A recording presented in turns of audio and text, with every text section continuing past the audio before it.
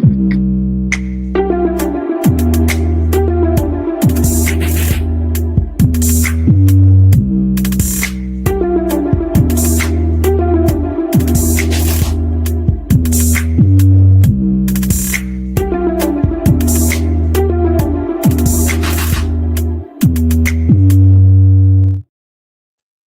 it's getting its own, welcome back to another great episode of the Better Than Sex Sports Podcast. Of course, you know I am the man on the street. This is Pharaoh King. Happy Super Bowl week. Tim Dog and From Be More Careful. How y'all doing? Shout out to Orlando. Still here doing the things, big things, all the while. You know what I'm saying? Yes, ladies and gentlemen, if you never checked this out before, this is how we always start our podcast off. We always got to ask the brothers, how was their day? Shout out to how was your day, my brother?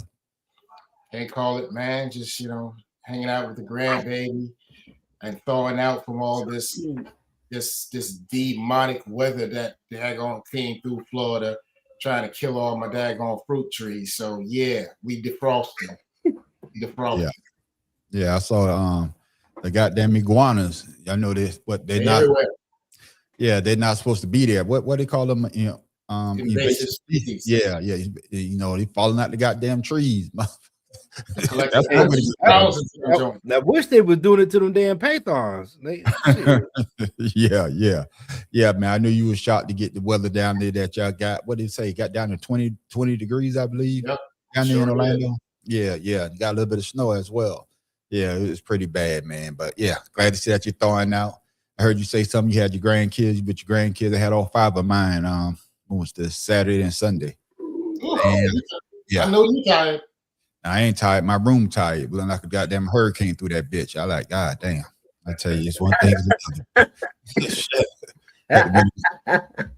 Had to win and go buy them some games and shit for us to play and shit. Twister, and all shit like that. But man, enjoy your games. Yeah. Enjoy your goddamn grandkids while you got the chance. Okay, man. How was your day, my brother? It was all right. Can't complain. Got me a little Starbucks this morning. Walked around the area and just realized that we end up getting our the shutdown was over in 24 hours. I was like, damn. Yeah. I was planning on not working at all today. I sat down and started sweating, man, from them damn sterilizers, and I was happy when 2 o'clock came around because I bounced on their ass, boy. Yeah, I understand what you're saying, man. I say the same thing because Kim used to bring me lunch, and I tell her, hey, I'm on furlough, so no lunch. Don't go buy no lunch. I have to break my own goddamn lunch. As soon as I say that, the motherfucker's done. Lift the goddamn furlough, so now we back full force. But I understand what you're saying, Pharaoh, man. It's just one of those days, boy. One of those days. But I would like to shout out Jennifer's birthday today, even though we couldn't party. Happy birthday, Jennifer. And she's down there relaxing right now because she got to finish packing. But we off on the plane in the morning, on the flight in the morning. So bittersweet trip, but it is what it is. Yeah, for y'all that don't know, my man King's wife, sister passed, and this is a situation that we all have to go through, and we want to still send our condolences to you and her family, man. Yeah, stay safe. That's appreciate what I'm talking that, fellas. I mean, man, Tim Dog, man, how was your day, my brother? My day was just a day. Got up, put some laundry away, like an old man, cooked dinner, and you came on show. Yeah, you sound like a bitch. Shit, that's what you sound like. That'll be kind of like one to be one. That is true. But I'm not one then. But man, I'm just joking with you, man. Understand that, like Pharaoh King said earlier before we came on, we're gonna be there one day because I'm gonna be waking up to do the dishes. No, I don't do no dishes. I lie. I might do some clothes, but I don't do no goddamn dishes. I don't do no dishes. I lie. I lie. Yeah, I lie. I don't do no dishes. I tell you that right now. That's the only thing I won't do, man. I do everything else, but I ain't washing no goddamn dishes. That English, and the English go right up doing the body take over. Yeah. I guess I watched enough when I was growing up. I'd be damn, I'll be watching when I'm getting old. But yeah. Oh, Lord. But Tip Dog, understand what you're saying, man. Just being able to get up and do what you want to do. Hey, y'all be there one day. You and Shada doing it. Me and Farrell gonna be doing it real soon. And as for me, ladies and gentlemen, my day went well. I can't complain. Like Farrell, thought we was on furlough, but still had to go to work. Didn't matter. Say I was assistant. Still, then I had to sign a letter saying that, hey, you still got to come to work, even though you're furlough. I say, ain't this a bitch? But it is what it is. And the neighbors talking about oh, now we on the furlough, man. I'm about to take some trips. And so we leave. Well, he couldn't go far. He couldn't go nowhere. No, he tripped on some clothes. Let's go ahead and get into it, man. Tonight we don't have a lot of videos, man, because goddamn it, ain't that much going on, and everybody already know what's going to happen this weekend, this Sunday, football Sunday, Super Bowl Sunday. But we're not going to start there, fellas. So we already got a comment. Who it is? Yeah, see what I'm saying? Know. Oh, y'all don't wash the dishes. See? He ain't lying. Yeah, I told y'all I don't wash the dishes. Yo, she straight DD your ass. No, I told y'all, man. Hey, I could do everything else, but for some reason, man, me and dishes don't get along. But fellas, man, we don't have a lot of videos tonight. Matter of fact, we don't have no videos but one. We're gonna get into it, man. But I do have a bunch of questions that we're gonna get into. If you didn't know, today was trade deadline. A lot of people got traded, and some people didn't. So I'm just want a quick question before we get into the questions. What trade shocked you the most? And just say it. Don't go into depth, Tim Dog. I just need to know what trade, and then we'll go from there. So, Tim Dog, what trade shocked you today in the NBA that you were surprised to see that team getting rid of their player and send him to another team? Miles Garland going to the Clippers. And James Harden going over to Cleveland. Okay. All right. All right. What about you? All right. What about you, Shada? That happened today? Yeah. Oh, that happened yesterday. Might have happened yesterday, today, same shit. Okay. Okay. Well, dang, I heard them talking about it, but I didn't think. What is he going to be the new NBA traveling man? Because it looks like it's Kevin Garnett. Well, Rashad, I want you to hold that thought. So basically, you saying the shock trade to you was the James Harden to Cleveland. That's basically what you're saying. Like, why he just now found out about it. Doesn't Donovan and you got the same kind of game? Well, we'll talk about that in a minute, man. I just want to get a quick overlook. Farrell, I know. Yeah, Farrell, I know you don't follow basketball as much as football. But what trade would be surprised to you, or like you always say, I really don't care. So no, I'm gonna have to go with James Harden because he said the NBA record was being the first NBA player to change teams mid-season twice after the reigning All-NBA player. So hold that thought. I want you to hold on. Yeah. Like I said, we don't have no videos, but everybody's bringing up James Harden for a reason. And Tim Dog, you started it off. I'm coming back to you. By swapping Darius Garland for James Harden, did the Cavaliers just secure their status as the Eastern Conference favorites, or did they take a massive financial risk on a 36-year-old superstar? Man, they took a massive financial risk. They going on what was and what could be instead of what is. And Darius Garland, he's hurt right now. Yeah, but he's definitely younger, more athletic. I mean, they swapping point guard for point guard, two different styles, but Harden, he's too much of a ball hog to be a point guard. And I mean, he got the right job point guard, but he's at the end of his prime, and he's out there, I don't know, chasing a ring that he ain't gonna get. Yeah, and Shada, I think you brought it up. You kind of surprised at the trade, but what are your thoughts by them swapping? Like Tim Dog just said, they swapped a young player. I think it was the number one seed last year until they got bounced out of the playoffs. Cleveland. Cleveland. It was the number one seed, so they already had a nucleus that could take them to the championship game and probably win a championship. Now you went and got an older player instead of keeping that nucleus that you had that got you that number one pick. I mean, that number one seed last year. So what are your thoughts on them swapping Garland for James Harden? This is equivalent to the Browns signing Deshaun Watson. God damn, boy, ain't that bad, is it? Shit, shots fired, bro. That's the only comparison that comes to mind. Like, no, no shot. That's my thing is, since he's left OKC, this man has been all over the United States. Yeah. Bro. OKC to Houston, from Houston to Brooklyn, from Brooklyn to the Sixers, from the Sixers to the Clippers. Man, that's like Chris Paul. Shit. Hey, yeah. Look, he's the new traveling man of the NBA. He gonna be like Gary Payton with the Seattle Seahawks, traded to a team till they get a ring and then retire. Yeah, right. Yeah. Because Seattle traded him to, I believe he went to the Lakers. He played on that team. He got it with the Lakers. He got Karl Malone came a year later and didn't get his. No, he didn't get a ring with the Lakers. He got it with Miami. He never got a ring. He only got one ring. That's what Miami. But he left the Lakers and then went to the Miami. And got a ring. I'm just saying he didn't get a ring with the Lakers though. No.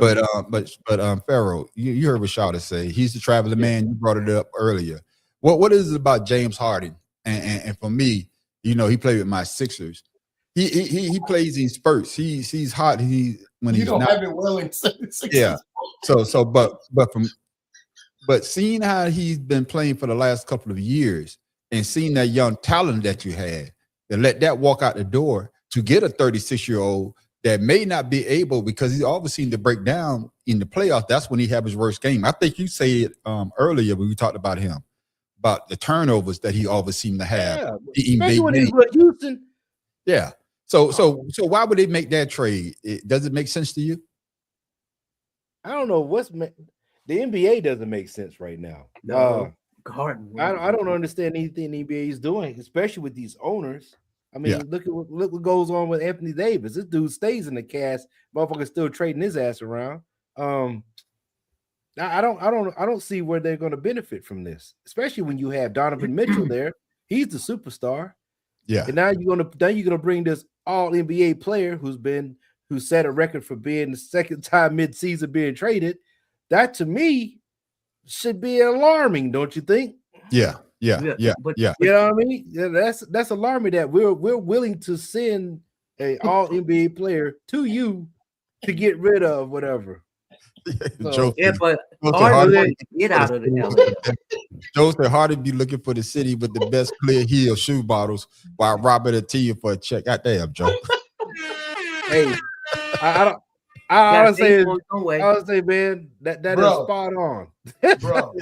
You know how I feel about Harden is, man. I thought that he would have been that piece for the Sixers for us to get over the hump, but he became more of a burden and than anything else.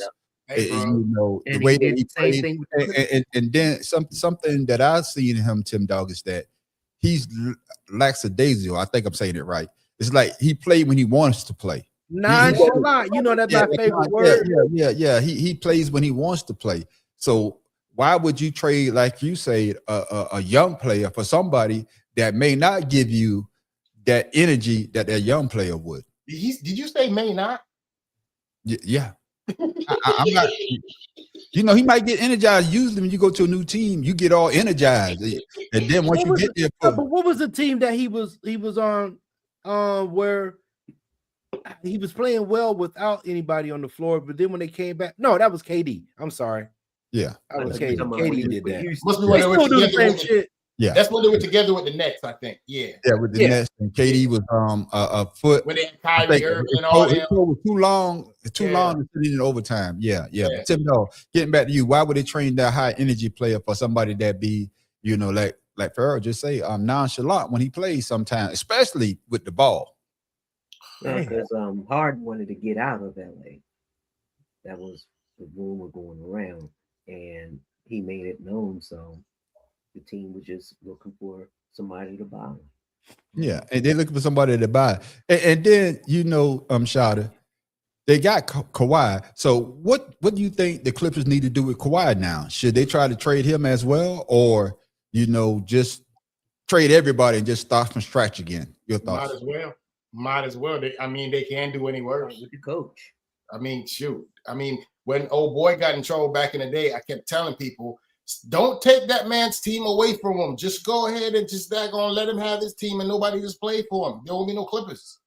But they went ahead and did all these big little deals to daggone make a splash and get some attention.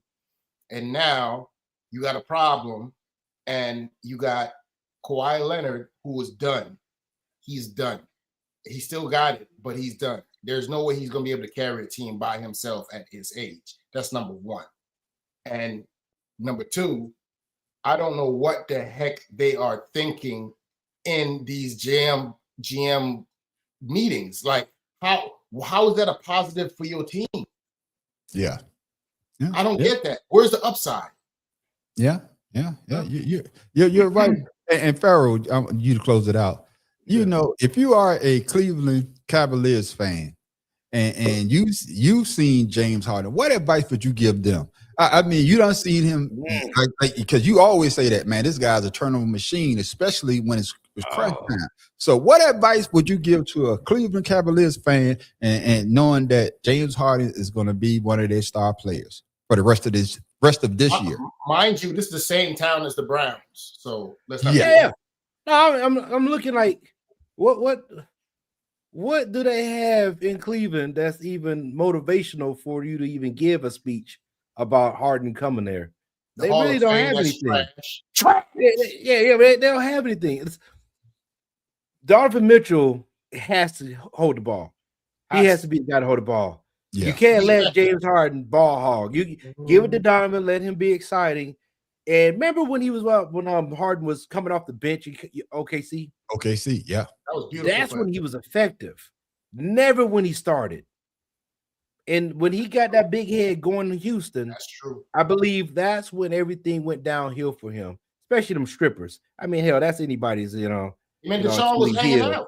Man, that's Achilles heel, man. I mean, look, Deshaun Watson went through it. Now that both of them are in Cleveland together, I don't know. Maybe they can start some shit when they get. I say this all the time.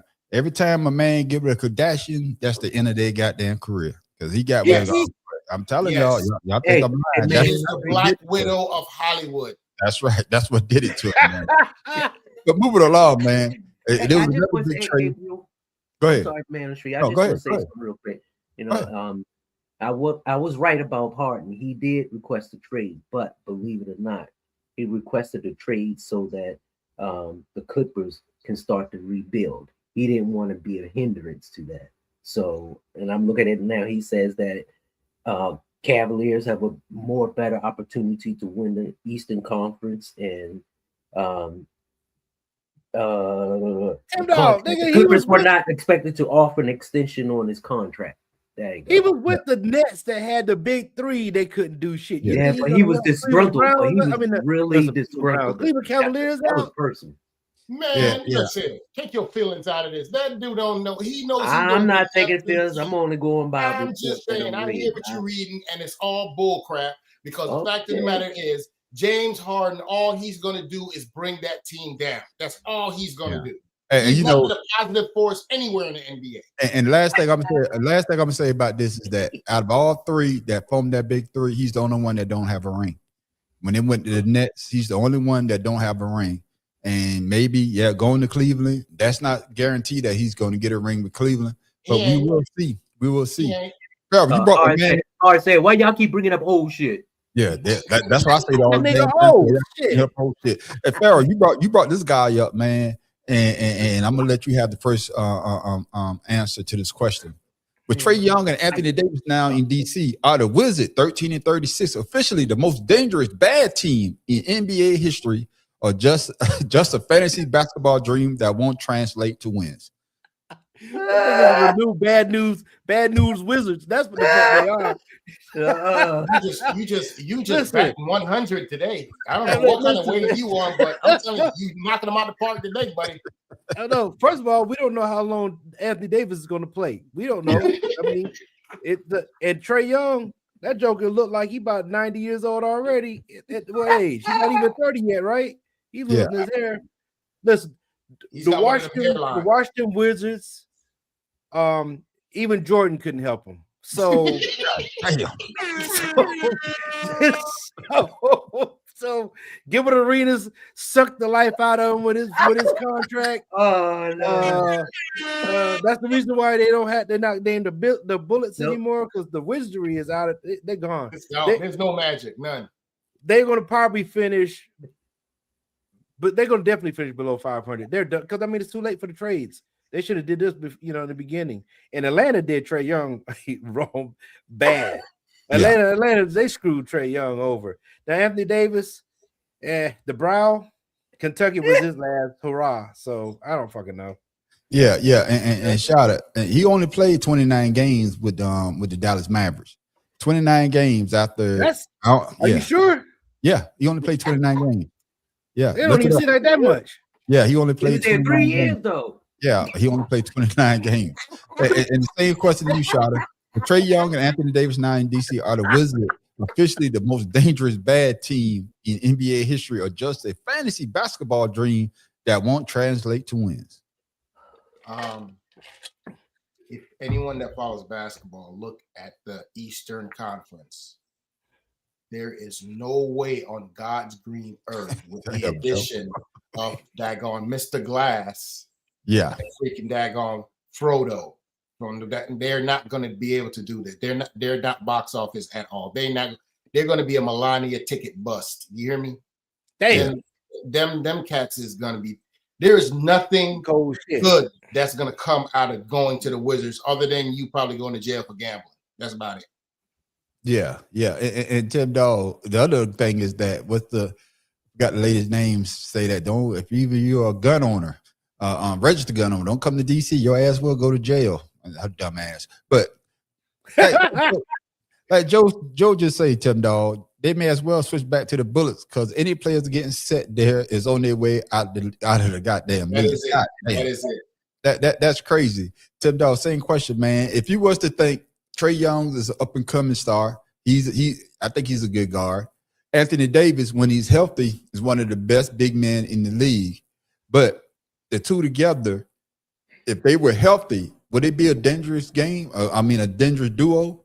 But since they are not, especially with Mr. Glass, Anthony Davis, I don't know how they still put him in the top 75. I'm still boggles my goddamn mind. He's in the what?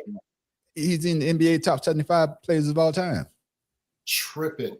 Yeah, I'm just being for real. Tripping. So Tim Dawg, but if on paper it looks good. But now you actually seeing how Anthony Davis can stay healthy. What are your thoughts on that trade to Dallas, sending him to Washington? Before I start, let me say, you forgot John Wall got them to the Eastern Conference Final. Okay, and I don't remember. I'm just saying. I don't remember that. You could be right. You could be right. No, that's when he had. That's when he had old boy Gilbert. McCullough that went to. Okay. Okay. I can talk about. Okay. Yeah, I get that, but they still sucked ass. No. I'm just saying that was. Other than back in the day. You're searching for a bright spot. I got you. There you go. And what I'm saying is, have any of you ever seen the Washington Wizards play this season? They got a bunch of young cats that are out there balling. Even though they may not be winning, but they're getting better. And they just won like 4 games in a row just last week. Nobody knows what you're talking about because they're a church league team. Can I ask you this, Tim? What I'm saying is they're building. So they get Trae Young. They get Trae Young, who is probably one of the best point guards in the league. And you get Anthony Davis, like everyone's saying, when he's healthy. When we change it to the Washington wheelchairs then. But, that sounds better. Can I ask you this, Tim? Can I ask you this? Mm-hmm. Why would you, like you just said, you made a great point. They got a young nucleus that they could build upon. Why would you go get somebody like Anthony Davis that I think is going to be more of a hindrance, because you're not going to have him on the court as much as you would like? And it's not always about the player's performance on the court. You got veteran experience in the locker room. All right, I see what you got all these young guys up there. He got him a championship ring. He got him a defensive player of the year. What championship ring? Who is he with? The Lakers. With the Lakers. Nigga, that don't count. It counts. Yes, it don't count. It just does. Oh Lord.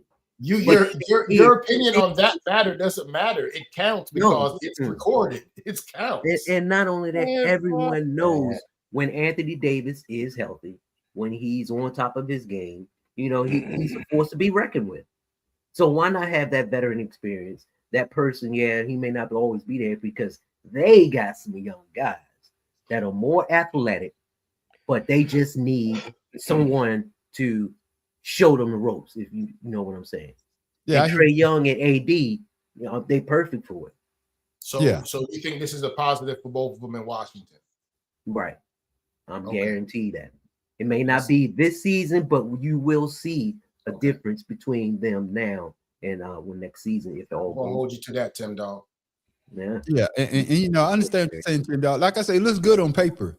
It looks good on paper. Trae Young, he shoots a good ball, but his threes hasn't been falling like it was a couple of years ago. Anthony Davis, when he's healthy, yes, he's one of the better big men in the league. But like I just said, he only played 29 games. And I think this is his second or third year with the Mavericks. That's not a good look. And like we say, we done seen Anthony Davis be the man. We done seen him be the man. But you can't be the man if you're not on the goddamn floor. And then with that being said, what Joe say right there, Joe say the Wizards been building before Jordan played there. That franchise project card that returns. That's words, but never has any first words getting finished. God damn, Joe. Hey, and he's not lying because I got a neighbor who has a project car, and that shit been there for about 10 years. That shit you got one in every neighborhood. That's called abandoned. Right. Now check this out. A couple of you, Shotter, because I told y'all he only played 29 games with the Mavericks. Did Dallas just punt on their season by trading Anthony Davis only 29 games after getting him? And also, are they trying to rebuild to put a nucleus around Cooper Flag? There's what? Around who? Cooper Flag. I'm just saying the young guy, he's the number one pick in the draft. Okay, nah, he not built to carry nothing, build nothing around. What are you talking about? No. He don't have what it takes to lead a team. There's no way he has the daggone prowess to lead a team. The boy is still trying to figure out that fact that he's even in the NBA. It's not true. That's not true because he's now the first teenager to average over 30 points a game for 3 straight games. That's a record. So you're telling me when you're trying to get some players to come to daggone Dallas, you're going that's Cooper Flag is who you're gonna bring? No, Shata, you need to watch him play. I have watched him play. No, all I'm saying is you ain't watching. He's the new Dirk Nowitzki. That boy balling and defense. Okay. Go ahead and keep believing in that false gold if you want. Last night they almost beat Boston. I'm gonna tell you like this, right? No, they're not going to be talked about because the Spurs are still in Texas. They're the Clippers. And right now, the Spurs are having their way with OKC, but Dallas, I'm telling you, Cooper Flag, he's definitely going to be a rookie year. And that's the thing. That's the thing that I haven't watched him play this year because in college I wasn't impressed with him in college, so he's not really on my radar. But I heard people talking about him on Farrell saying, he could actually, play some ball. But by trading Anthony Davis, now you got to get players in there to help him get to the next level. You still got Kyrie. We don't know if Kyrie gonna be there much longer. You know what I'm saying? So he ain't been playing. He been injured. Yeah. So is Cooper Flag he won't be playing this season at all? Is Cooper Flag? Do they need to get more pieces around Cooper Flag so he could be successful? After trading Anthony Davis, I think Jason Kidd, he knows what he's doing. Like you said, he had that news conference where he said, "Y'all never fucking played the game. I played the game. I've been here, done it. I played at a high level. He played there in Dallas. He knows his way around, the organization, the NBA itself, whatever." I think Jason Kidd has an idea of what he sees and what they can go toward, and he's going to be, to me, the catalyst of how that team in the next 3 to 4 years, if they're going to be a championship caliber type team. I'll give him that. Now, Jason Kidd, he's not a dumbass, so he knows what's going on. And like you said, with them almost beating what's the name the other night by 10. Or they lost by 10, but they played good ball, and they, the good rotation. They actually looked like they were energized and they were playing basketball as opposed to watching, what was that? The Spurs, I think it was. Man, the Spurs were like shit the other night. Yeah. It was one of those teams. But they got good energy. They got good energy. So we'll see. And that's why I'm saying, Tim Dog, with them, like I say, punting the season by trading Anthony Davis. Are they starting to rebuild now? Hey, let's see what we got, with these young players. Let's get rid of Anthony Davis. Hopefully Kyrie can come back healthy so we could get this team to build around Cooper Flag so we can make that next movement into better going further in the playoff, right. Especially like Shada say, no matter what they do, they're always going to be the little brother to the Spurs. So how can we become the big brother to the Spurs and put them in the shade? Because like you say, they got a nice little young nucleus down there in San Antonio. What does the Dallas Mavericks need to do to build around Cooper Flag to have that same type of energy or that nucleus to get them to the next level? Well, the young man became the youngest, the rookie to make the most points in a game, 49. Okay. I got you. He got 34, 36, 16, 21 in his last 7 games. The boy is nice. And he's definitely gonna be the face of the team. And all he needs is just that mentorship. Someone like Farrell said, Jason Kidd.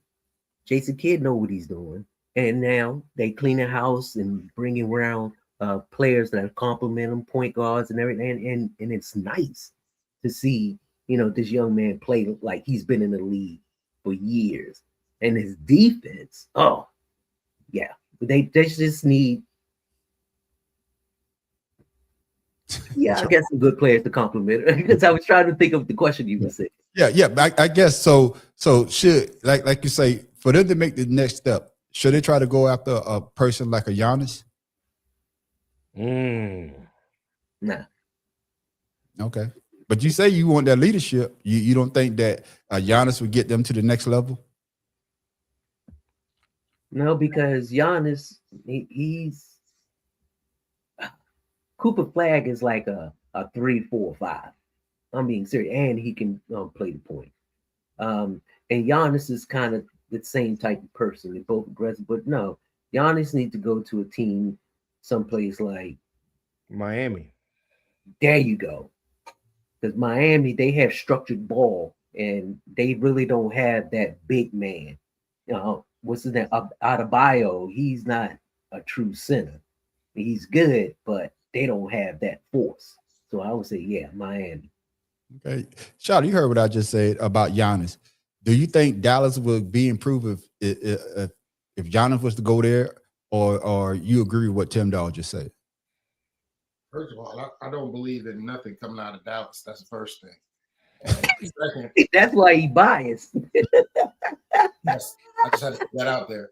Secondly, the Dallas Mavericks accidental championship that they got. My thing is, it's just crazy because they do the same thing. This is the same team that had Sean Bradley back in the day. You know what I'm saying?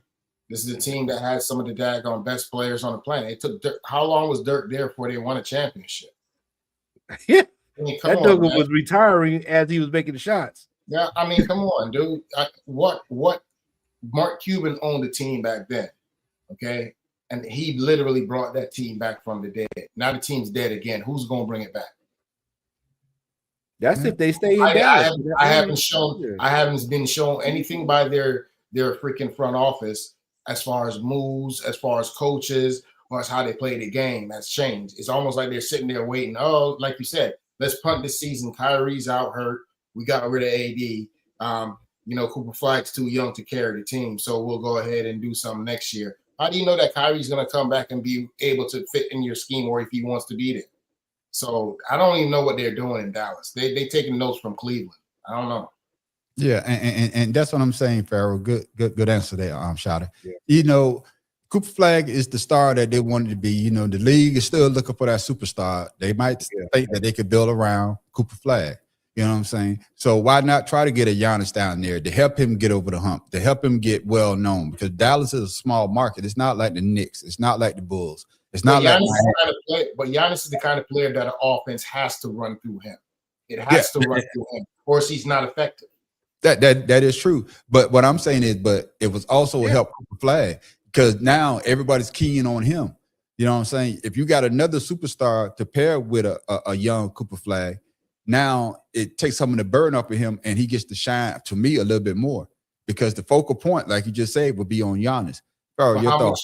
But even if that was to happen, how much would Dallas have to give up for that? Yeah. We don't know. You see, we don't know. Giannis is $54 million a season right now.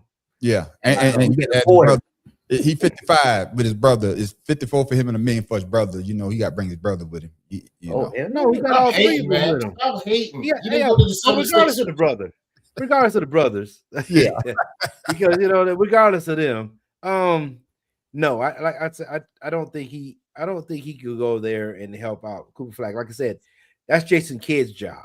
Yeah, that's Jason Kidd, the head coach. That's his job. Giannis is going to a team that helped them go somewhere. Yeah, right. So that's why we were saying Miami. Plus it's another market for him to excel.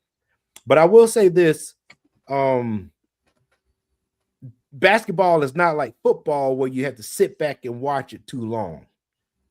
You know what I mean? It's not like you have to you get that quarterback and then you get another quarterback to learn from that quarterback 2-3 seasons. That this is a whole different game, and I believe you come in talented, you already have the basics. It was just like what you learned, like with Jordan, LeBron took 6, 7, 8 years to get to that championship the first time, right? But LeBron didn't have nobody to look up to when he came in. Yeah, he did it on his own until he got to Miami and had some help.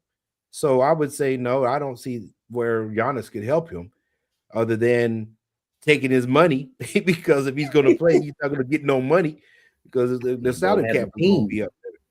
Yeah, I'm just throwing it out there, man, because you want to see the league be competitive, and a lot of these teams are not really competitive right now. They thought, when Dallas made that trade that sent Luka to the Lakers, they thought they was getting, the Pelicans AD. They thought they was getting part of the Lakers AD. But what they got was me. What they got was me out there running up and down. They got you. They got me just without the goddamn height. Right. They broke it down. And they're trying, because if you was to think, who was to think if a healthy Kyrie was able to play, the young guy Cooper Flag, and a healthy AD, we would probably be saying a different story about the Dallas Mavericks right now. We probably saying they're probably one of the best teams in the NBA. But now, now it's a fantasy. Like, it's just my fantasy about those three playing on the same goddamn team. Right. Now we're gonna make another move, man. There's another trade that went down. Shada. Following the Jaren Jackson Jr. trade to Utah, this is a matter of when, not if, the Grizzlies move Ja Morant to a contender like the Sacramento or Miami.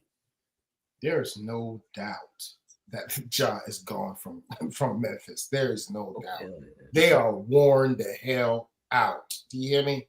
They're like, ever since we got this little dude, man, he's a showstopper. He's a bona fide superstar. But for some reason, we take one step forward and 3 steps back with him. It's always on the seesaw with him. We never know what we're going to get from every 2 weeks. They're tired. They're tired. They're ready for him. They're ready for him to be somebody else's headache. And I think it's time for him to go. He needs to go to a team like Seattle or something where they don't even have a team no more. But that would have been a perfect I'm about to say, hell no. I'm not let you slide by. Send him to Miami. Give me no, I can't. No, Tim, dog. No, I can't let him go with that. Nigga, is you crazy? that moment, I was thinking of the farthest part of the country for him to go. And I'm just saying, Portland. Send him to Portland. Yeah, send him to Portland or something. Yeah. because man, listen, I don't know what Ja needs, but I know he needs to change the scenery from being so close to his ass whoop. That's what he needs. Yeah, and you know something, Pharaoh, he brought up a good point. They was looking at Ja as being the next face of the league. And once they said that, that's when everything seemed to change. And like they say, like my question said, once they got rid of Jaren Jackson Jr., is it a matter of time for the Grizzlies to say, hey, we're gonna cut ties with Ja Morant and send him somewhere? Because you need to get rid of him now so you could get something back in return, if you ask me. They got rid of Bane. Free up money too. They got rid of Bane too. Yeah. He rolled out first. Yeah, he rolled out first. Your thoughts on that? But I think we talked about this last season, you know, before the NBA Finals, we were talking about Ja Morant and who would want him. Yeah. Who would want that troublemaker? As long as his dad's around, because like you said, I think one of the Michael Beasley or something like that. Somebody said, he had said that he's grew up in an immature household with his father, so you know that's causing him to be this way. But at the same time, just money. I think money has and the fame has got to his head, and then we started looking at Shea Alexander being the face of the league, you know, and taking that place because he's a responsible young man. He comes from Canada, and that's something else. You know, he comes from another country to actually be the face of the league in the NBA, and that's the United States organization. So, I don't see any team wanting him really, because he burnt bridges. Now, maybe a coach could change him. So let's look at a team that has a good, strong coach. Miami. Who's the coach for Miami besides that's Spoelstra still, right? Yeah. So, okay, so you got Spoelstra still, but you still have it's just the culture there. Rivers. You still got Doc Rivers. Send him up to Milwaukee. Send him to Milwaukee.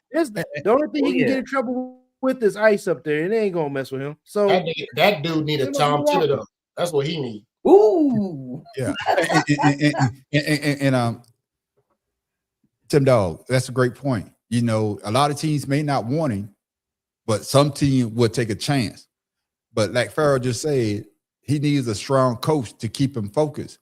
And just like everybody else is saying, is that he needs to cut ties with his dad. I'm talking about hanging out with him and all this. You know, I know you love your son, but the house in the neighborhood. Yeah, you sending your son down the wrong avenue.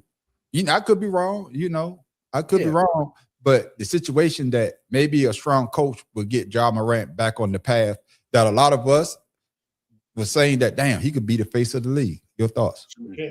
No, that's true. And like what Joe said, he needs to go to a small market team. Yeah. But Memphis is a small market team. Memphis is small. But Memphis is small, but Memphis, the city itself. I got you. Memphis is small. Nobody go to Memphis other than to gamble and see that fake ass Luxor pyramid. What do we know about Memphis other than the rap artists? I would never drive through. They got barbecue. What else? Yeah, but he burnt his bridges there. He got to go somewhere else. Yeah, somewhere in a small market that has like on here, Milwaukee. No live life. So what you trying to say? No, because Memphis do got a little bit of life in it. Yeah. So he needs to go someplace like a Cleveland where there's nothing, no limelight for him to get in any type of. No, because he can go up the street to Cincinnati. So no, you need to go to Minnesota where he ain't got shit out there. Take your ass to OKC. Denver. Hey, you Denver. Go back. You go. Matter of fact, go to OKC where they ain't got shit but cows and stuff out there. That's probably why Shea Alexander's so good. He ain't got shit else to do. Just leave in the summertime. Tornadoes. And speaking of the defending champion on Tim Dog, did the defending champion Oklahoma City Thunder just find their missing piece by acquiring Jerry McCain to lead their bench unit? Oh hell yeah! I mean, OKC they gonna repeat unless Denver, because Denver's right on their damn heels and they had a good ass game, even though Denver lost with them. But OKC is one of those teams that they're gonna get so good that they can't keep all their players. Like Golden State. You know something that you say, Tim Dog, that's very interesting, and I just thought of it when you say that. Say it again. Their team is what now? I said they're going to get so good that they can't afford all their players. That's how it was when they had Kevin Durant. They had you remember? And we all what's my man? Oh, I forgot the center that they had, but they had a nice little nucleus that they got so good that they couldn't. Adam. They couldn't keep the team together.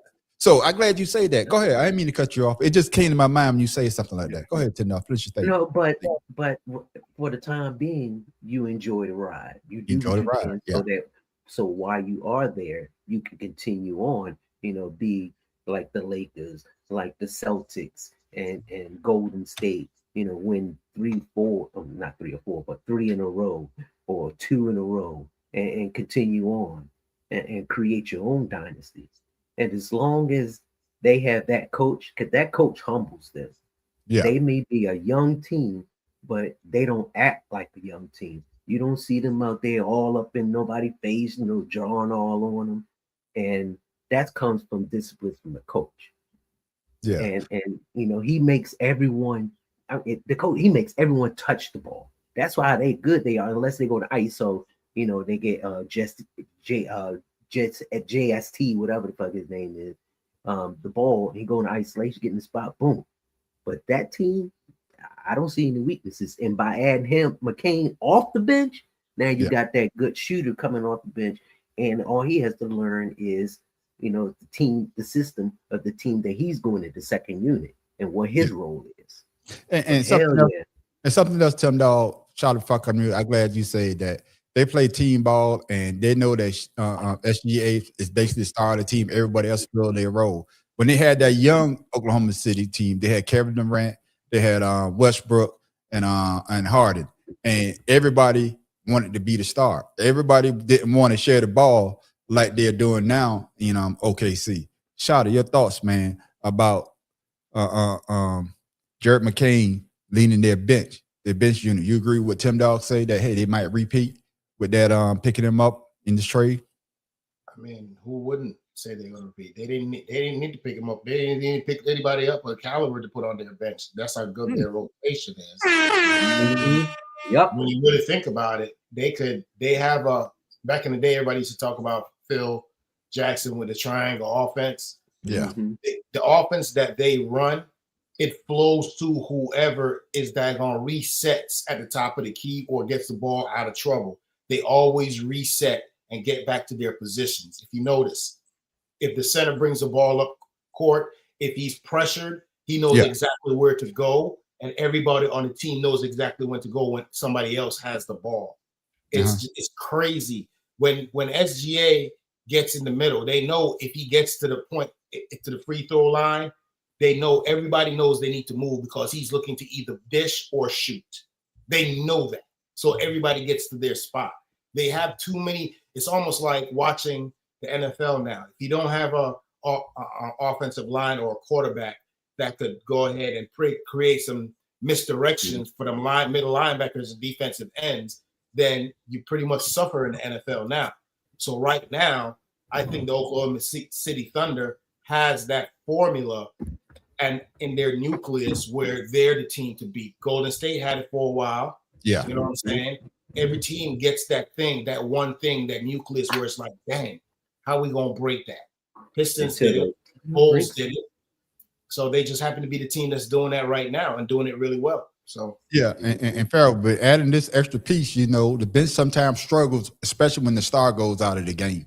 You need that bench play to come in to pick up that slack.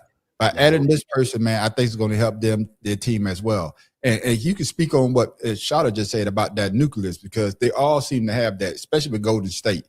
Right. Everybody knows that Steph Curry was the star of the team. Then came Clay. But everybody played their position. Nobody got the big head and be like, I want to be the star of the damn team. And I think that's what OKC is doing as well.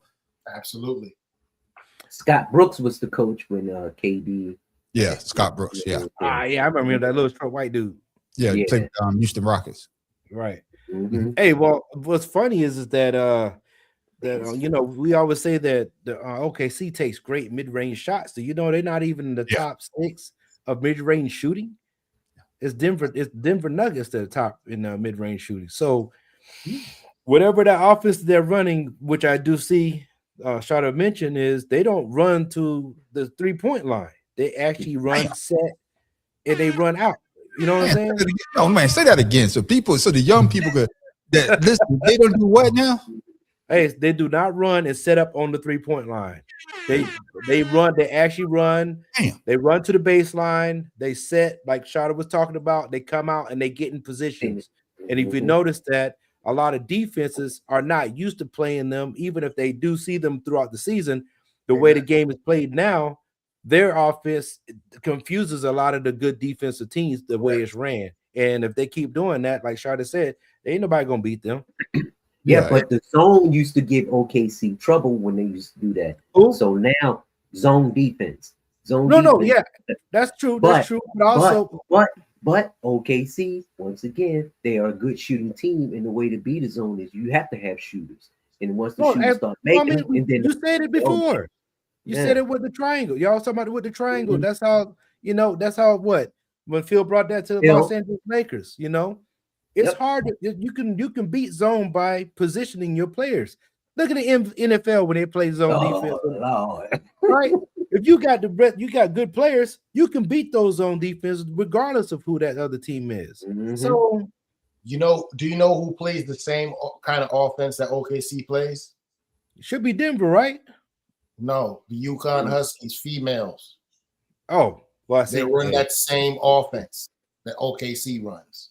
Yeah, I know it wasn't the Sixers. I wasn't gonna get that right. So yeah. No. Speaking of Sixers, speaking of Sixers, Embiid been doing this thing for the last 2 weeks, and the Sixers are on the rise. I'm telling you, the East now need to watch out. Is Joel Embiid still there? Man, yeah, he's there, and he's doing.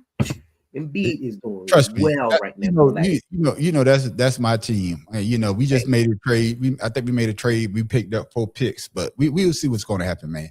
They always actually gave him an alley-oop, and he went up there and grabbed it and dunked it. Embiid is just like the pretty girl. I thought I was going to get some, take out the dinner, all this, they ain't get shit. That's what Embiid is for me. Motherfucker always showing up and never putting out. Yeah. What you thought was a woman was a man. Shit, man. But it is what it is, man. Hey, but there's gonna be some more trades. I don't think the deadline was today. I'm not sure, but there's gonna be some more trades, man. Hopefully, we'll be talking about it a little bit later. If there were any trades in process while going on today, they have to let them complete it. So they have until the weekend, I think. Yeah. I just saw this before we got on. Stevenson won his fight the other night. The WBC just stripped him of his title, I guess, because I don't think he's going to go back down any weight. So good decision by the WBC to strip him, knowing that he's not going to come back down in weight, or they should have let him keep the belt. Shada. That's bullcrap. They're doing that because of the whole situation with Canelo and old boy. And Stevenson is also in Terrence Crawford's camp. So they're going to have any reason to pick with his camp. If y'all didn't see it, y'all need to go ahead and check out our fellow podcast, The Pivot. And he was just on there explaining exactly how he approaches boxing and how it is. And I think them stripping Stevenson is like a way of saying, you know what? He went ahead and put egg on our face and then walked away from the game without a scratch. His camp's going to pay for it. So this is Dion and Shador all over again. The WBC just basically saying, oh, you know what? Yeah, we're going to go ahead and, we're going to strip him of this. That's stupid. That is stupid. Why would you strip him? Because then you take the motivation away from somebody to come up and say, let's go ahead and take that belt away from him. That's dumb. Yeah, Tim Dog, your thoughts, man. And Joe just said the trade deadline is 3 p.m. tomorrow. That's right. It's no different than what the president is doing right now. People say, hey, since you don't want to play ball, I'll fuck with your family. Fuck with who you fuck with. Yeah. And we all know how scrupulous boxing is. They mad because Terrence Crawford retiring took a lot of money off the table. And that's the thing is they're not going to win their money back because they thought they probably did because Stevenson won the fight. Yeah, and I'm glad you say that. And Pharaoh, I understand if you're going to strip the man of the title, but man, god damn, 3 days later, I mean, at least wait a whole month. Yeah, I'm just saying, but goddamn, it just looks bad.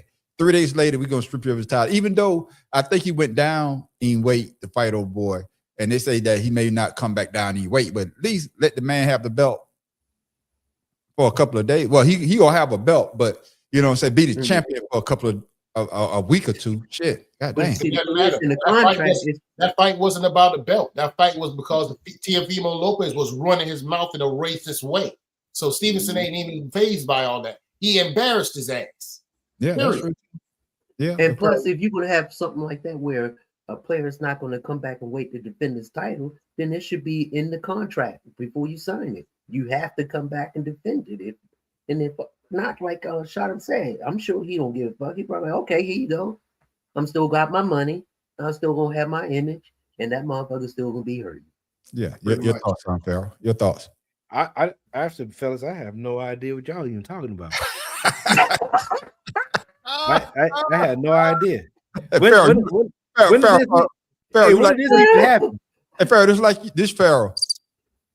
Yeah. Like they over there talking Chinese. Like, what the fuck? Don't worry about it, Pharaoh. Lie to you, man. Don't worry about it. The fight happened this weekend or something? Don't be mad at him, Shottam.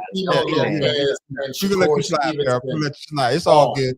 It's all good, man. You know, I sprung that on y'all at the last minute. You know, usually I send y'all what we're gonna talk about, but it came across. Like even if you would have put that out, I'd be like, damn, I missed the fight. Yeah.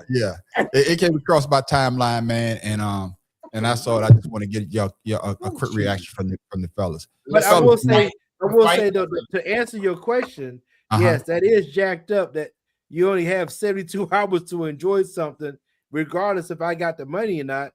You guys had this set up for the fight. That's all I'm looking at. You know what I'm saying? They listen to me. Boxing is full of crap. That whole thing that what boxing is doing right now is they're trying to rewrite history and freaking daggone make sure all the belts all the belts should have the same standards. All the belts don't have the same standards. That's one of the biggest problems in boxing. Yeah.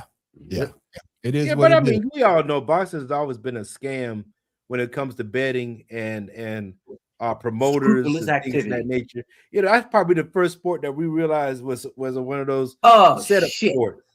You know what I mean? Because even in the movies, they show how people will drop a fight for betting odds or something. So, and then now it's UFC. Yeah. You know? All right, fellas, man. Down to the last week of what? Let's pick them.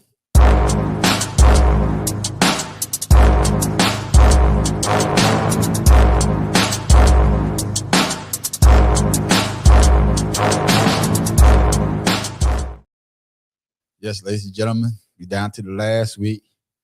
Down to the last week of the Eagles being Super Bowl champion. Ooh. Dang, you thought that one hurt. Yeah. You thought that one out, boy. Yeah. You gotta handle this for Mario. Yeah. It took him 3 weeks to do that. Yeah. Before we get into the questions, man, I just got to ask y'all, man. Does the Super Bowl seem like it's boring as hell? Usually it's Super Bowl week. Yes. It's exciting. Shout out, you brought it up about what was the Pro Bowl. Yes. And none of us even know the damn Pro Bowl was going on. Yes. What the hell? The only reason I know about the Pro Bowl because my daughter was like, Pop, I made the honor roll. You gonna buy me these red J's? And I started looking up shoes, and I said, Shedeur Sanders has got some shoes that's coming out. Everybody going crazy over them joints. I was like, that's the only reason I knew about the Pro Bowl. Yeah. I didn't even know he had no shoes coming out. Bro, them joints is fire. Yeah, but Pharaoh, man, is this week usually Super Bowl week here? Everybody be talking about the Super Bowl. I really been hearing a lot. It's kind of, that's why I ain't got no video, because all the videos that I was going to try to take something from like 9 days ago, I like, shit, we already know about this It's shit. the Patriots and the Seattle Seahawks. Yeah. How exciting is that gonna be? We already know about this shit. Listen. Come on, man. 9/11 messed up our Super Bowl. Our Super Bowl week. It messed up the NFL because they end up moving it a week or so, or 2 weeks. I'm not blaming anything on 9/11, but 9/11's events screwed up the NFL as we know it today, because it was the Super Bowl. It was 2 weeks. Super Bowl next week. Everybody that was picked to the Pro Bowl played the Pro Bowl. Yeah. And that's and when the 9/11 stuff hit, it killed all that, because then everybody that was picked for the Pro Bowl, they had the Pro Bowl the week before the Super Bowl. The Super So Bowl. whoever was playing in the Super Bowl never went to the Pro Bowl. Pro Bowl. So now we don't get the chance to see the people that we really want to see. Yeah, now, because of all these companies and all this money that's involved in everybody, we're down to playing flag football with professionals. Dodgeball, well, that was already pretty decent, but they're not using the old, what's that? The ping ball, the one that leaves a waffle on your face when you get hit. They don't use that one. They use a foam ball that's like a wiffle ball when they throw it. That shit ain't dodgeball, y'all. Yeah. Like, what are we doing? Yeah. And then they playing the damn Pro Bowl on a Tuesday. Yeah. Tuesday. Who the hell watching football on a Tuesday? Then you got Michael Parsons in a wheelchair shit out in the middle of the fucking field.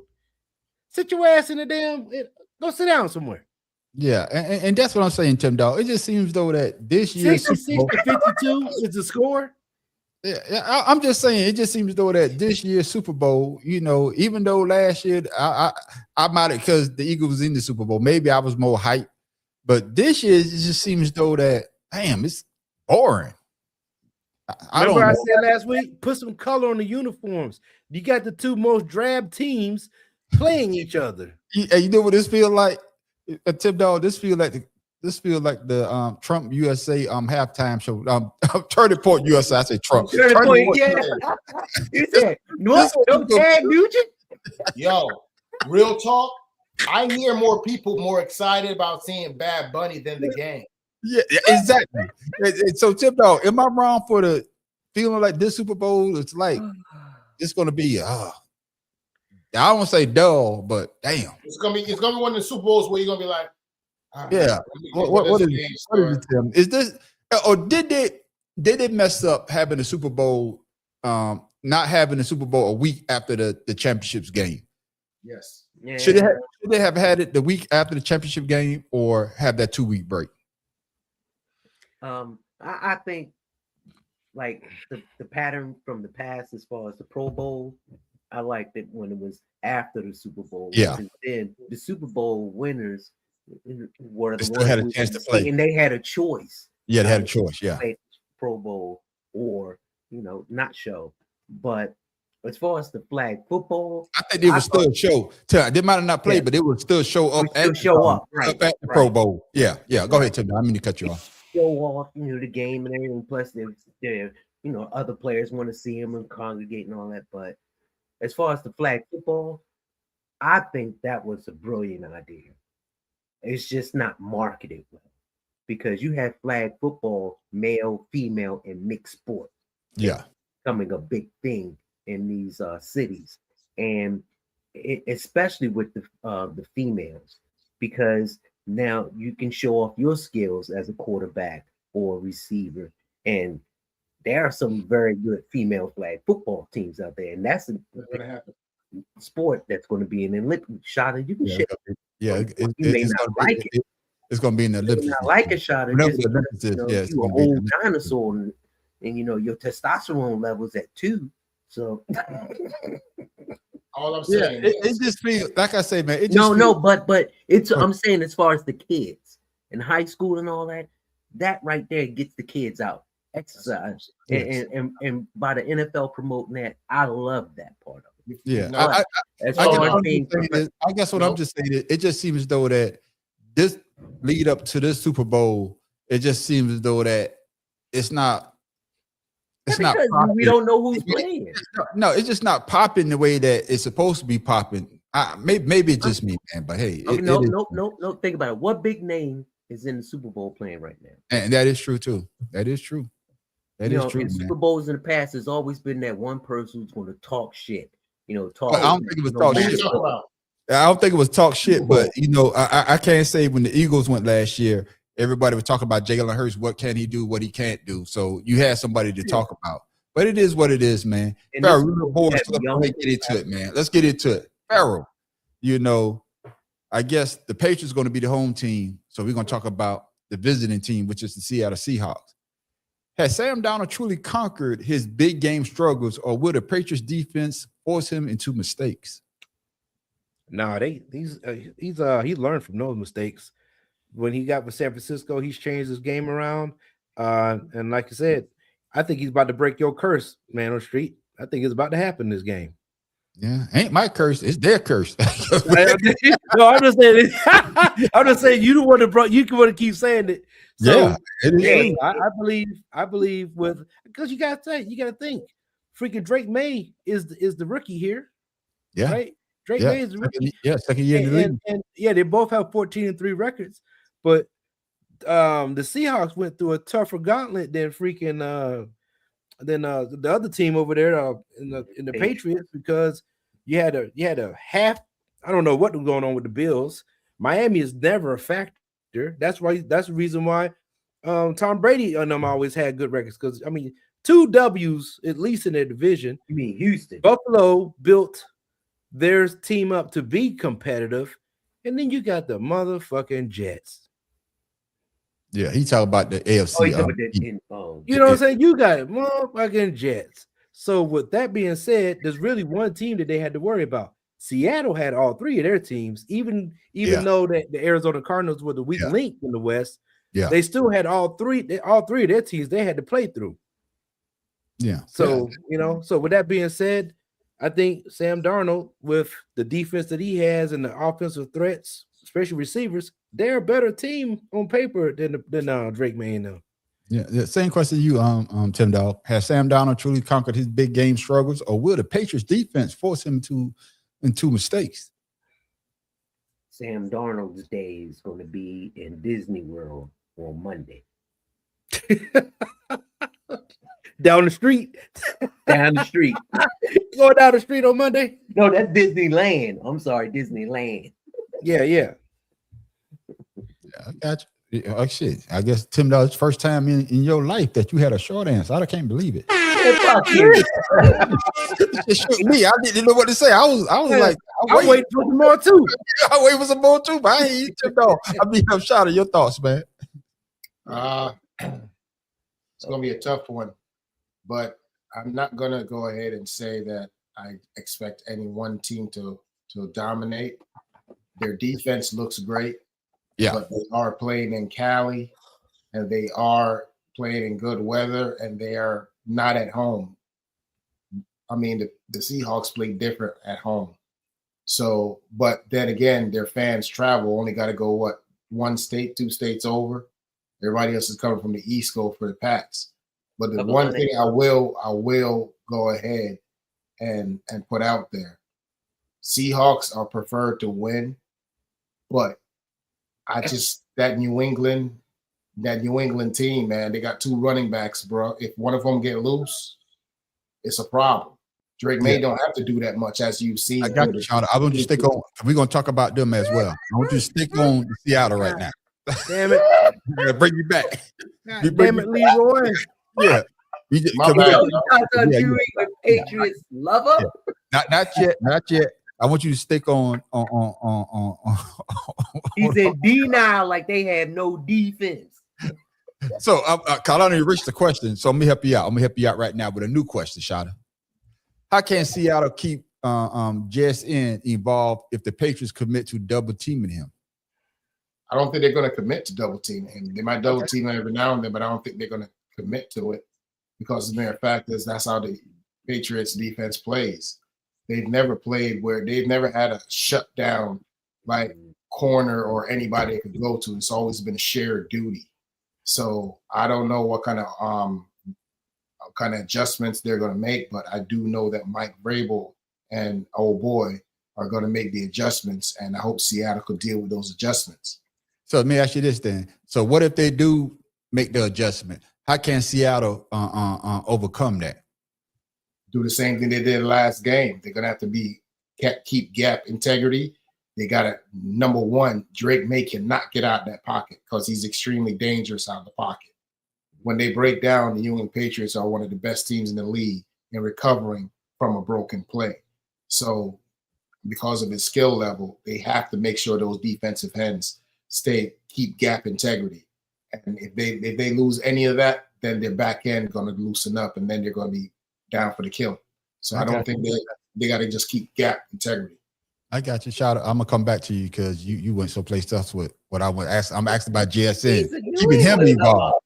I want to keep JSN involved. What if it breaks down with the way that they're running the plays, Pharaoh? How can they keep JSN involved? Because as we can see, he catching everything out the goddamn gym. Well, the stadium. You know what I'm saying? Yeah. So if he gets out, I don't think he's a diva like my wide receiver. If he doesn't get the ball, I think that he could get involved other ways. AJ? Yeah. But let's say if they're doing, they're taking him away from what they want to do, how can they keep him back involved, get him back in the game if the Patriots defense gets them out of their game plan? Oh man. Let's see.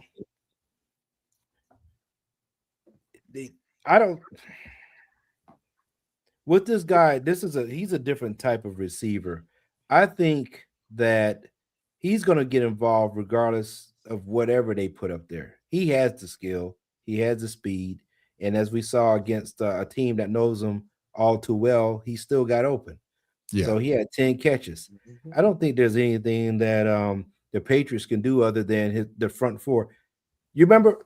Let's go back to when Bill Belichick and they played Marshall Faulk in the Super Bowl. Y'all remember that?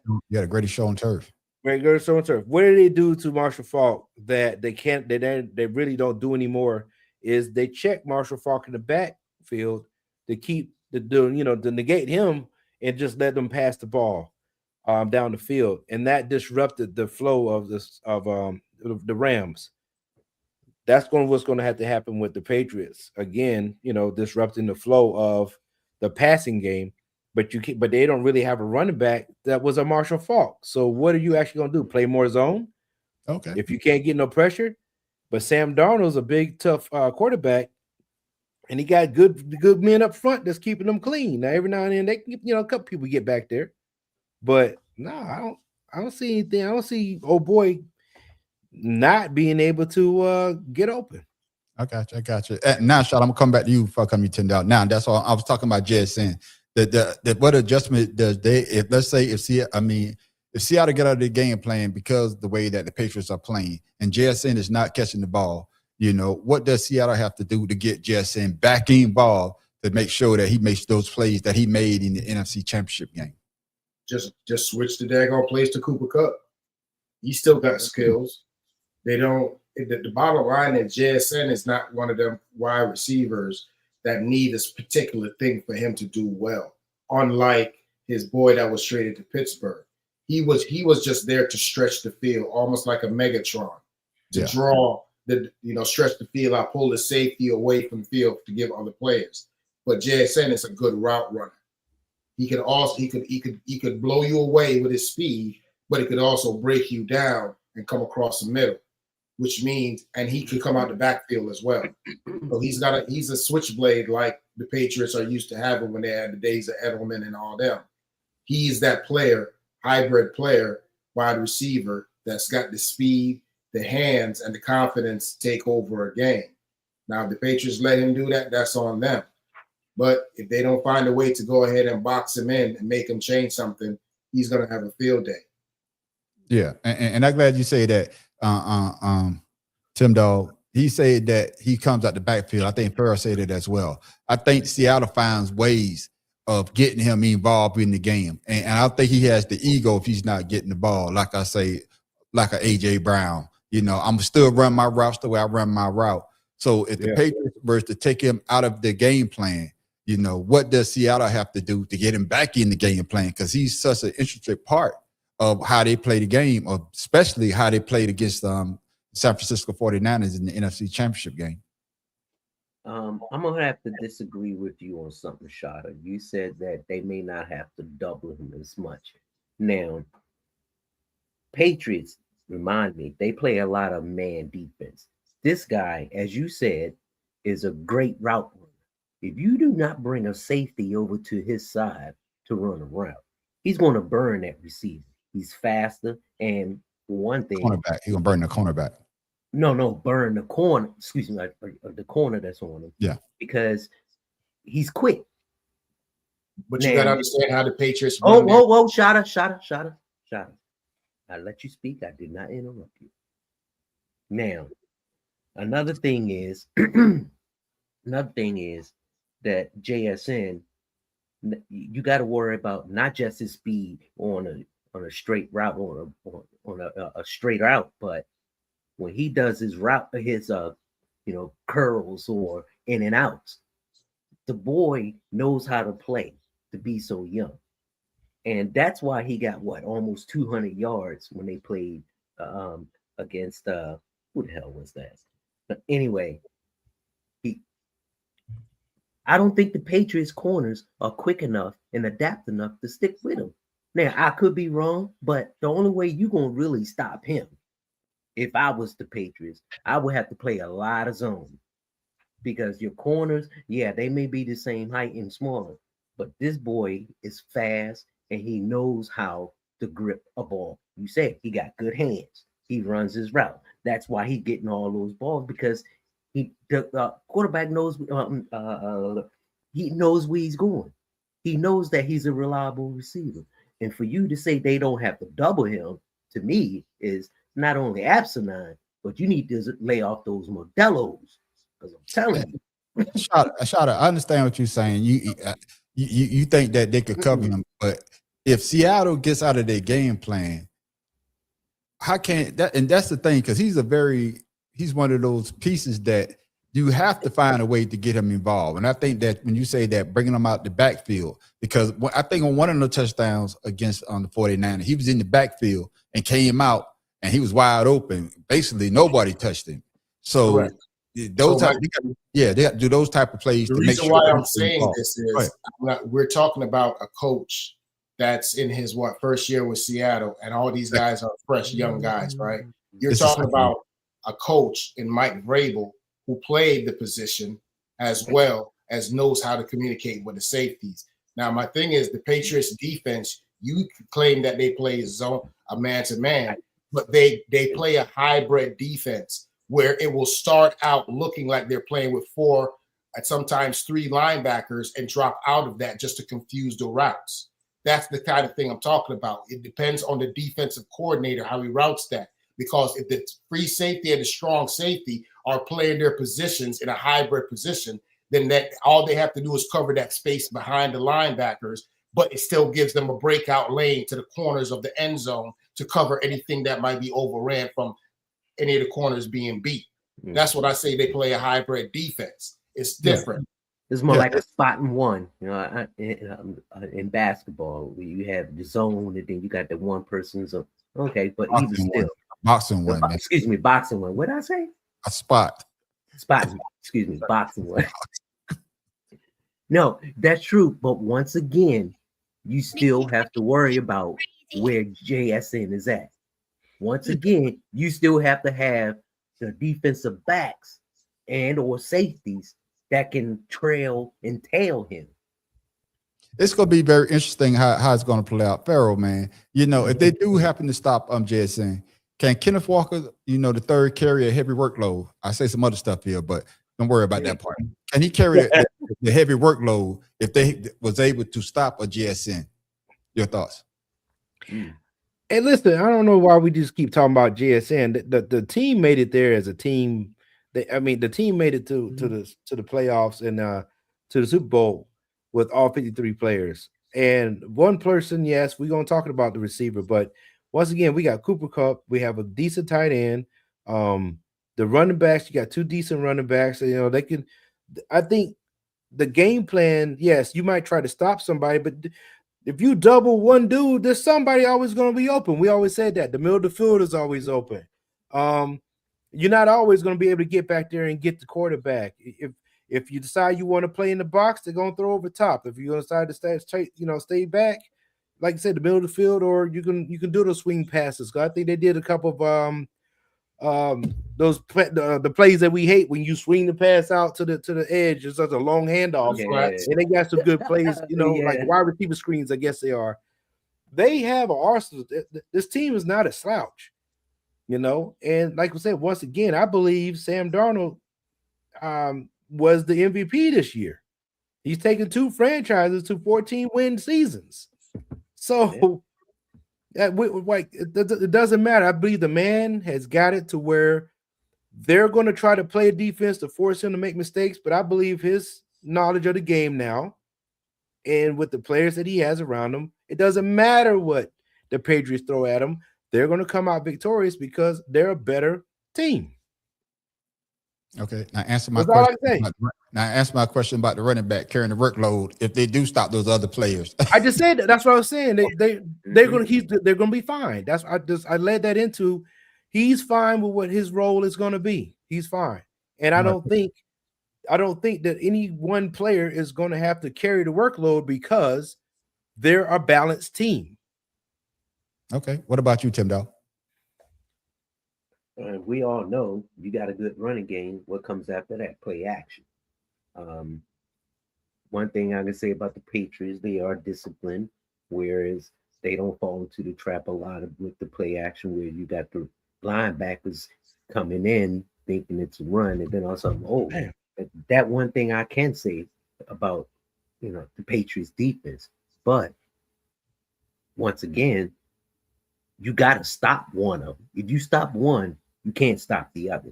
And those front 4 for New England, they're going to have to be on point and have to get off their blocks real quick in order to stop the run. That's all. Yeah, and Shada, let me ask you this. They got the Seattle Seahawks a 4-point favorite. Can the Seahawks avoid playing too conservatively? No, I don't think they're going to play conservative at all. I think they're going to go out in light of what happened the last time they were in the Super Bowl. That's still hanging over their head. So my whole thing is they're just going to have to just go out there and just play football the way they've been playing football, and hopefully that's enough. That's the only thing they can do. Yeah, and you brought it up there. On Farrell. There's the Super Bowl. I forgot what Super Bowl it was. Heartbreak from 11 years ago. Super Bowl, 49? Yeah. Super Bowl 49. Yeah. Go, that heartbreak. Does that add motivation for this rematch? No, different culture, different time, different coach. This is more so, I believe, on just repping the city. You know what I'm saying? This is just, just being I think it's from the letdown of Pete Carroll trying to, get that with Geno Smith. And Geno Smith wasn't the answer. And now that they have this ball rolling with Sam Darnold, I just believe they're, because they had a good thing going with Pete Carroll. But, with all good things, it got to end. So this is another way for them to get back on the top of the mountain. But we can also say that about the Patriots. After they left Tom Brady, Tom Brady left, they had nothing for a minute, and that's why Buffalo had came up. So that is true. And, and that's what's sad. I would say, not to take it away from the Super Bowl, it's sad that now that you had Tom Brady out the way, that the Jets couldn't prosper and Miami couldn't prosper. That is true. You know what I'm saying? It's sad that they couldn't prosper along with the Bills. And that way, and now you bring Variable in, and I believe it's a setup for him to try to win too, because like I said, he's a 3-time winner with them. So yeah, and I'm glad you say that. Tim Dawg, he talked about Tom Brady. He says it's a new culture. Is Drake May ready to become the youngest quarterback to ever win a Super Bowl? Or is the pressure going to get to him? The youngest one was who? Tom Brady? No, I don't think it was Tom Brady. Tom Brady was 60 years old and he won the Super Bowl. No, he wasn't. Well, my question is, And we all say this: experience counts in everything, especially when it comes to something like this. And for both of them to be their first time in the Super Bowl, I would say Drake May has the most anxiety and pressure put on him because he's being so young and not being in many big games. Whereas Sam Darnold, he's been in big games, he's been in playoffs, and now he's like all these other quarterbacks who got to the dance but didn't have anybody to dance with. You know, this is his time. You see Joe's comment? Which one you talking about? The Kenneth Walker and the George. Yeah, I saw that. It's two-headed monster in the backfield for Seattle. They would draw the defense in, and Darnold would get a few good passes off to JSN and Cup. Yeah, I saw that. Basically saying the same thing you saying. I think that Shada said it as well about getting Cup involved in the game plan, especially if they are able to shut down JSN because Cup was what he was. He did win the triple threat, I believe. Cooper Cup. He did win the triple threat. Yes, he did. Yeah, and he got a Super Bowl ring. Super Bowl MVP. Yeah, and Super Bowl MVP. Yeah. That is correct. That is correct. Yeah, but none of these coaches are going to be conservative. Neither one of them. You're going to see. Variable is Rabel, whatever his name is. Right. But you're going to see a lot of 4th and 3 challenges. Attempts, and that's just because of the coaches. They want so bad to win, and that's where they played all season. Yeah, but when it comes down to the defense, that's what's going to really determine this game.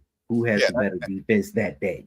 And I'm glad you talked about defense because of the fact that the Seattle Seahawks, I believe since the Houston got out, they got the #1 defense between the two. And with that being said, if the pockets collapse, Shada, can Drake May effectively use his legs to scramble against a Seattle defense that excel at sound tackling? First of all, I don't know if he's going to be 100% because he's still being treated for that little thing that happened to him in the last game with his shoulder leg. thing. Oh yeah. So I'm not sure where his percentage is going to be. If he's diminished anywhere near 25%, it's going to be a hard hill to climb because he accounts for quite a bit of their offense when the running backs struggle and when the Patriots offense bogs down, he uses his legs a lot. So they're going to have a conundrum coming Sunday because the fact of the matter is, are you just going to tape him up, give him whatever, and go out there? You could always re-aggravate it. And who's your backup? So that's something that they have to take into consideration, which means the offensive line is probably getting the hell beat out of him this week because he's going to need that extra protection. Yeah. Pharaoh King, your thoughts on that? Do you agree? What's that? Let's see. Let me see this again. If the pocket collapse, can use his legs. It depends on the defense, how the defense is set up for Seattle. They got some pretty good fast defensive ends. I would say if he starts to run, they're in trouble. I would say their offense is in trouble if he has to start using his legs like he did with Denver. Denver was, you know what I'm saying? And that's how he kind of beat Denver, was using his legs to run, but he also got hurt doing that. Yeah. I think he's going to be too timid because he don't want to get hurt. He'll be very timid. And with that being said, Tim Dog, can Kayshon Boutte, I tell you right, when a one-on-one booty.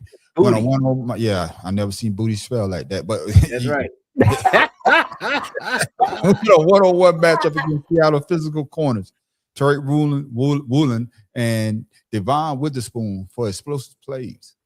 That's going to be tough because Booty, just like JSN, he's a great route runner, and he may not be as fast, but he knows how to get open. And with Seattle playing a lot of zone, that's going to be really detrimental, good for him. But the thing about Seattle zone is that they play this tight zone where they following the back backs or following the receivers, whereas the front backs or the linebackers are following the quarterback.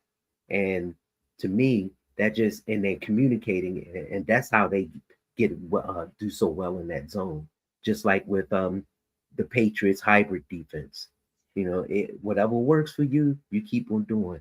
But the best thing about Seattle, they front four. They get off of blocks and they get in the backfield real quick. Drake May, he needs to get rid of the ball a lot faster than he normally does because he gets rid of the ball real quick. Yeah, he gets the ball real quick. And like Joe said, Farrell, I'm coming back to you with this quick question. Joe talked about the two-headed monsters that they have at running backs. Will the Patriots use multiple running back sets with Ramondre Stevenson and Trayvon Henderson to help chip Seattle edge rushers and protect Drake May? I would say, who's the better blocker out of those three? To have that, because I would have my tight end do most of that blocking if I was going to have that situation, because you don't want to hurt your running back trying to hold off defensive linemen. But that means you would put your tight end in the back or a big receiver in the back, and that works two ways. You chip and then you run because you don't have to think about it. If you got a man in the backfield, who's covering? No, I'm talking about for play action. You're gonna want your tight end in the backfield. You want him on the line. No. I know that, but what I'm saying is, if you were to, who covers the tight end? I mean, in that position, it would be a linebacker. The middle linebacker is always going to be the factor of that. Possibly, right? That's what I'm saying. That's what I'm saying. If you have a tight end that's good, that's coming out of the back, and then you got that linebacker, who's to say who's going to stop who? Because most of your tight ends. I mean, we're looking at basically just trying to chip him, though. When you try to chip him, chipping, right? That's what I'm saying as far as chipping. Yeah. So my question is, are you? What worked for them to get to this point in the season to come to this championship game? I don't think they're going to go away from what got them where they're at. Yeah, they're going to keep playing the same type of style. So I don't think they're going to try to do anything different than they've already done. They just got to be more crisp and more sound of what's happening. So I don't see where you're going to not use a running back to chip on blocks and stuff, because yes, you got to slow people down, but yet and still those guys got to go out and do a job too, catching the ball if it's those type of plays. So I mean this is all hypotheticals, of course, I get that, but I just think that Variables, he's too aggressive. He's like the Sean McDermott now. I think he's taking that type of coaching, and he's going to try to press on the Seattle defense. And I don't think they're going to break as easy as he thinks. Like you said, we talk about Booty, but you also got Stephon Diggs. He's a great route runner, as well as he's real shifty. So and you talk about Seattle defense. Shotta, can Milton Williams and Christian Barmore explode Seattle weak interior offensive line to collapse the pocket in Donald's face? And let me say this. That's the Eagles messed up when they let Milton Williams go. Milton Williams was on the Eagles last year. They messed up when they let him go. I'm just got to say that, get that shit off my goddamn chest. But shout out. Well, Milton Williams is the one that basically calls the defensive plays on that line. So he brings that experience to the defensive line for the Patriots. Now, the thing is, Seattle's offensive line ain't small.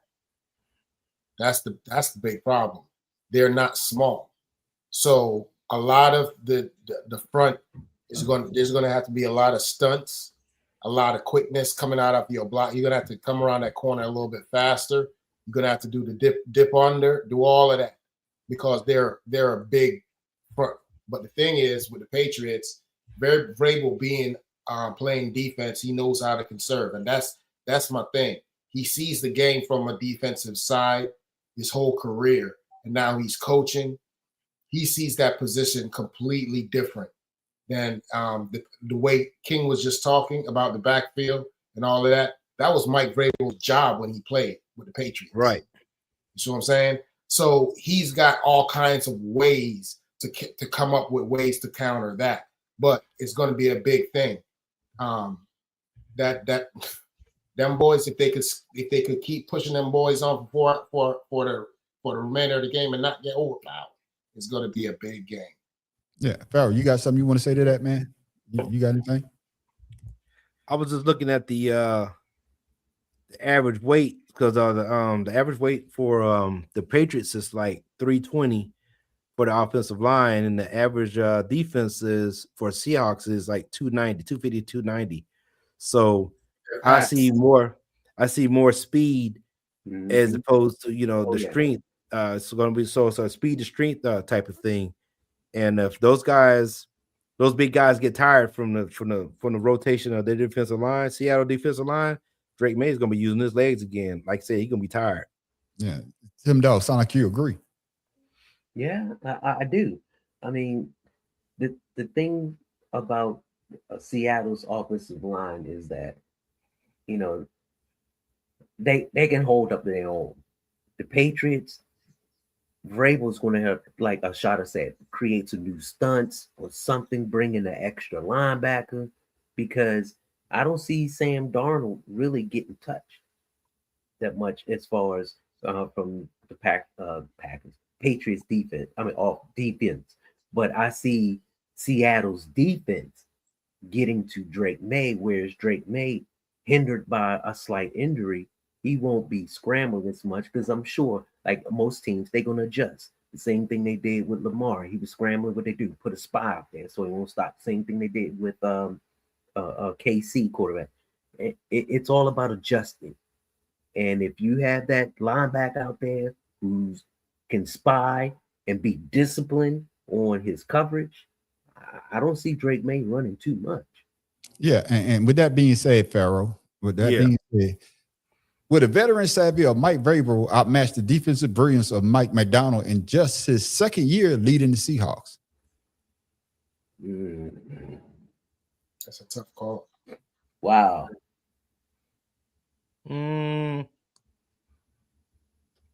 Because y'all say that Vrabel, he played the position and he know how to adjust. So just like the other head coach, he calls their defense.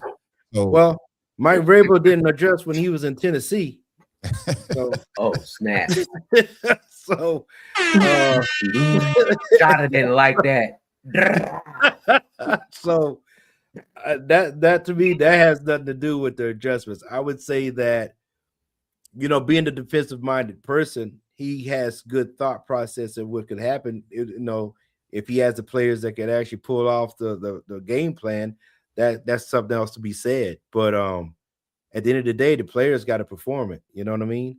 Yeah. That whatever they put on film, whatever they see on film, and they try to put it in the playbook, it has to work in order for it to be successful. So once again, when he was trying to bring up the Tennessee Titans, and they had a good defense then, the offense just didn't gel.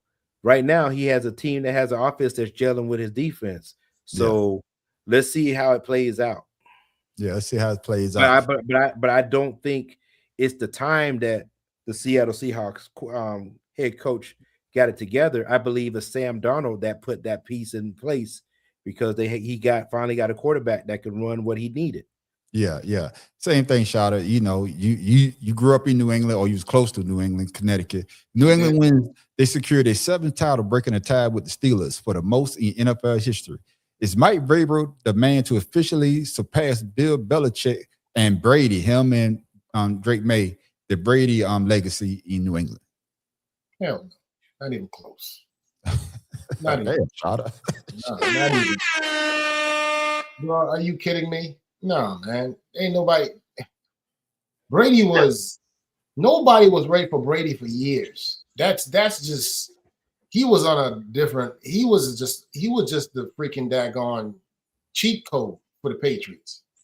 That's all there is to it. You can't call him nothing else. But Vrabel don't have those kind of players. You're talking about your Richard Seymours, your the McCourty brothers. Old boy that's on NBC with freaking daggone. I know you talk about. I can't think of his name right now. Yeah, man. But the Patriots they had a bunch of stars come through their team, and they built some. So right now, I don't see any team right now that's willing to make the sacrifices that the Patriots was willing to make to get to the daggone big dance. They were always there, no matter what. Yeah, so it's very hard. It's very hard to go ahead and say anything about that. But I'm sorry, that thing that Bill Belichick and Brady did, that's like secretariat back in the day. And I agree with you on that. With that being said, Tim Dog, I think that the Patriots, when they won the Super Bowl, Tom Brady didn't really have great games. He wasn't the focal point. It was their defense. And right now, their defense, like Shada, you just name a bunch of great players that was on that damn, and we got Whip Fort, that big Whip Fort, you got damn middle. Yeah. You know what I'm saying? But that's University of Miami, right, Farrell? Yep. Was that Will Fort with the University? Yes. With the University of Miami. Yeah. You know, that defense was what I think would be the thing that set them up for the long run. Vrabel and May, if they was to win this championship. Your thoughts, Tim Dog? Well, that's a big if because now. No, it's a big if. I'm just saying if. I say if they win the Super Bowl. Yeah, but we all know Bill Parcells. He didn't particularly have the same team from year to year. He always adjusted here. Excuse me, Bill Belichick. He always adjusted from here to there. All over the place. He all over the place. Like your way. Anyway. See, it's always the skinny motherfucker. Go ahead, Tim Dog. The protein shake. Right. Barrel. And some chicken. Go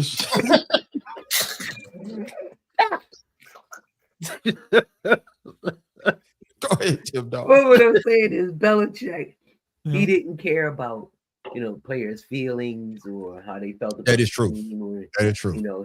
He went on, and if he needed something and you weren't doing it, he'd go and try and find somebody who else who will.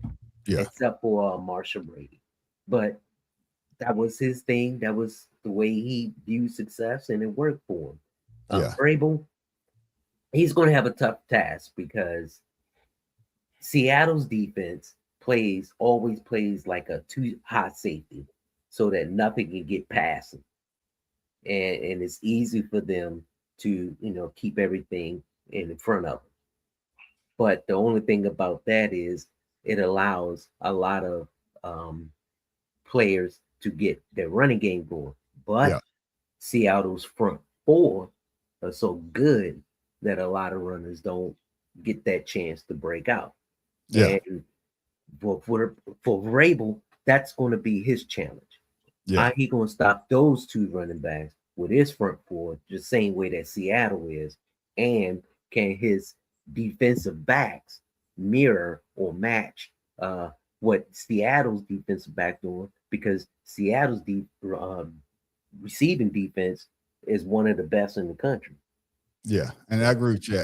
With that being said, Farrell, who you got? And like Joe say, Vrabel caught lightning in a bottle this season, like Dan Quinn did in Atlanta in 2017. Quinn made the Super Bowl, but couldn't seal the deal. Vrabel will fall short Sunday, just like Quinn did. Y'all never gonna let Dan Quinn live that down, innit? Man, you talking about this motherfucker with Washington now? Look, he caught a bottle of lightning with the first year of Washington. This year we got all thunder. Why y'all get this dude started? Got flooded out. You know what I'm saying? Like, y'all know he was up 27-3 going into the third quarter, and this motherfucker still throwing the damn ball. That's why.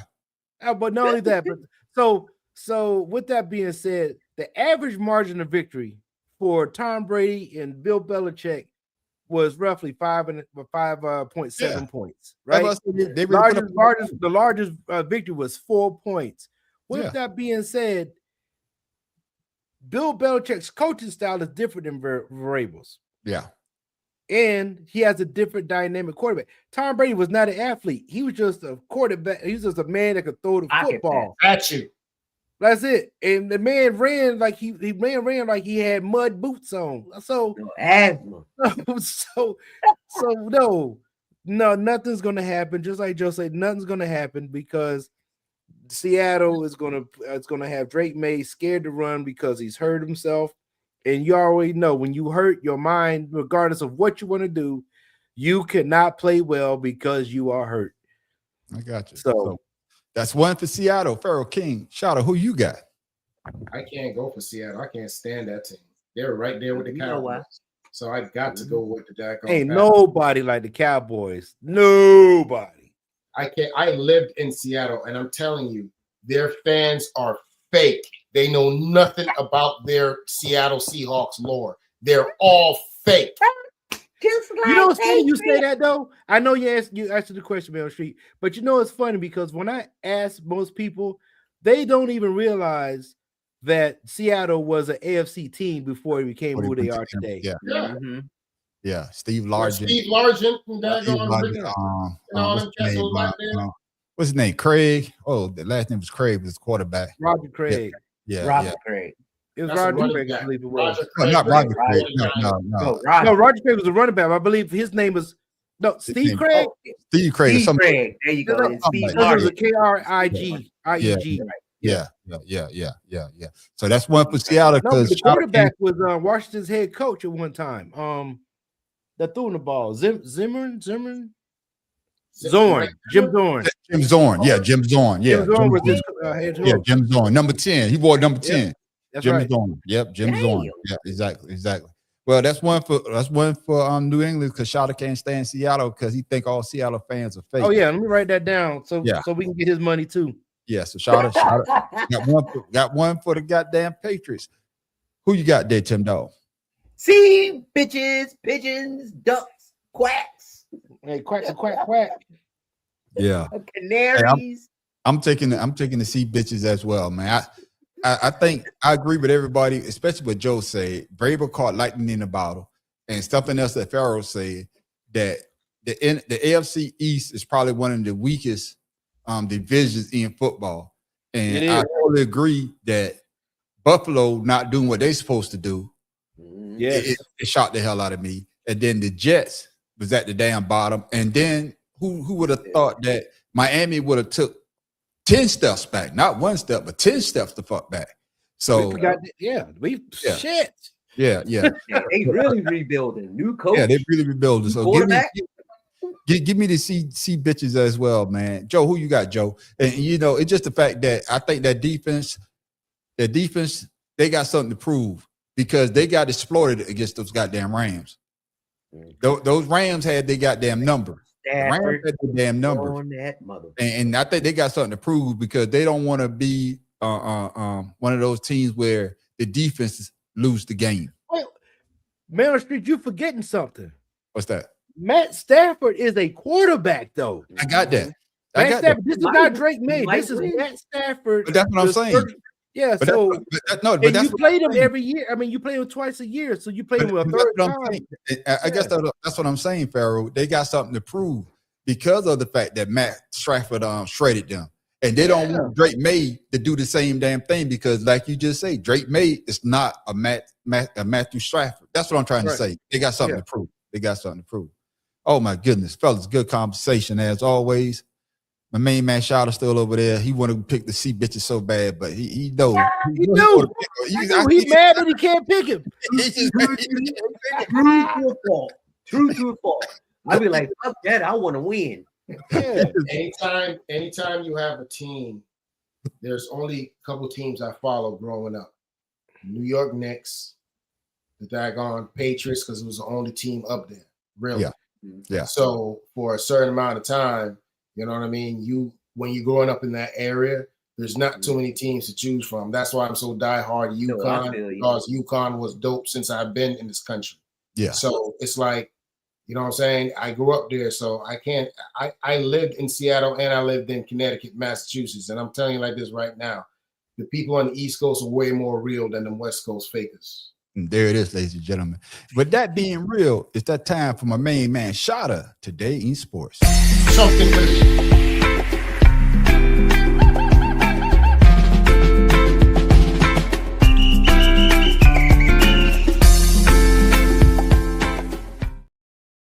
My main man, Shada, what you got for us this week, my brother?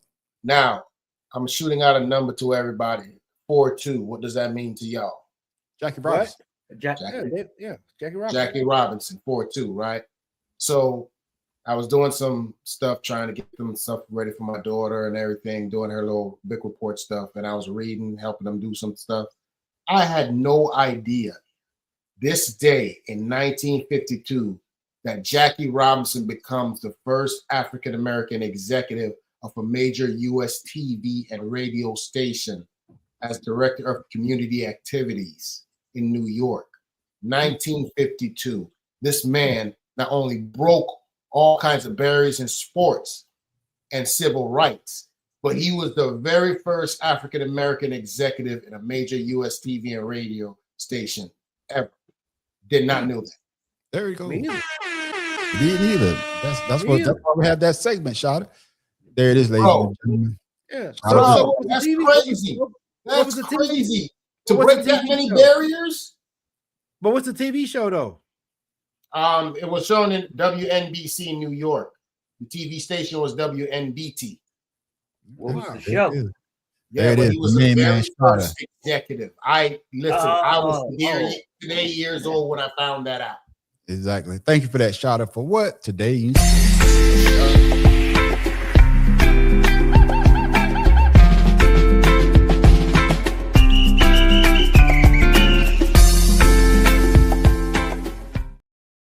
Ladies and gentlemen, usually this is the time when we go to weird sports, but I can't remember my weird sport. I couldn't find the video. I saved it, but I couldn't find it. But I got something better. We haven't done this in a while. Oh, man. In case you missed it.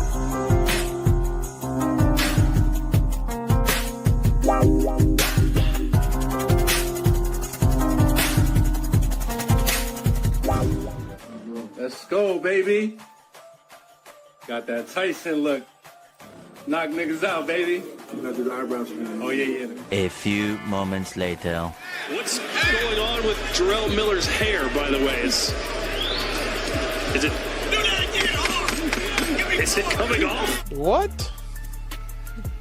Bro, what are you talking about, man? Oh, wow. He's losing his hair! Well, I've never seen this before, but a fighter is getting the hair knocked off his head, Sergio!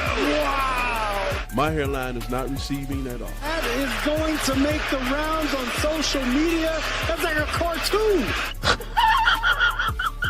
Oh my goodness gracious. It is a toupee. And he just took it off and threw it into the crowd. That's this. I've seen a lot in boxing. I have never seen something like that. Me either. Some adversity there at the top of your head. So it's so funny, right? I get to my mama's house and she had some shampoo bottles under her table. And I shampooed it. The shit was like ammonium bleach. I already lost my hair like 2 days ago. What? So I called my man. I said, give me the man. Let me slap that shit on real quick. Ibiza knocked that shit off.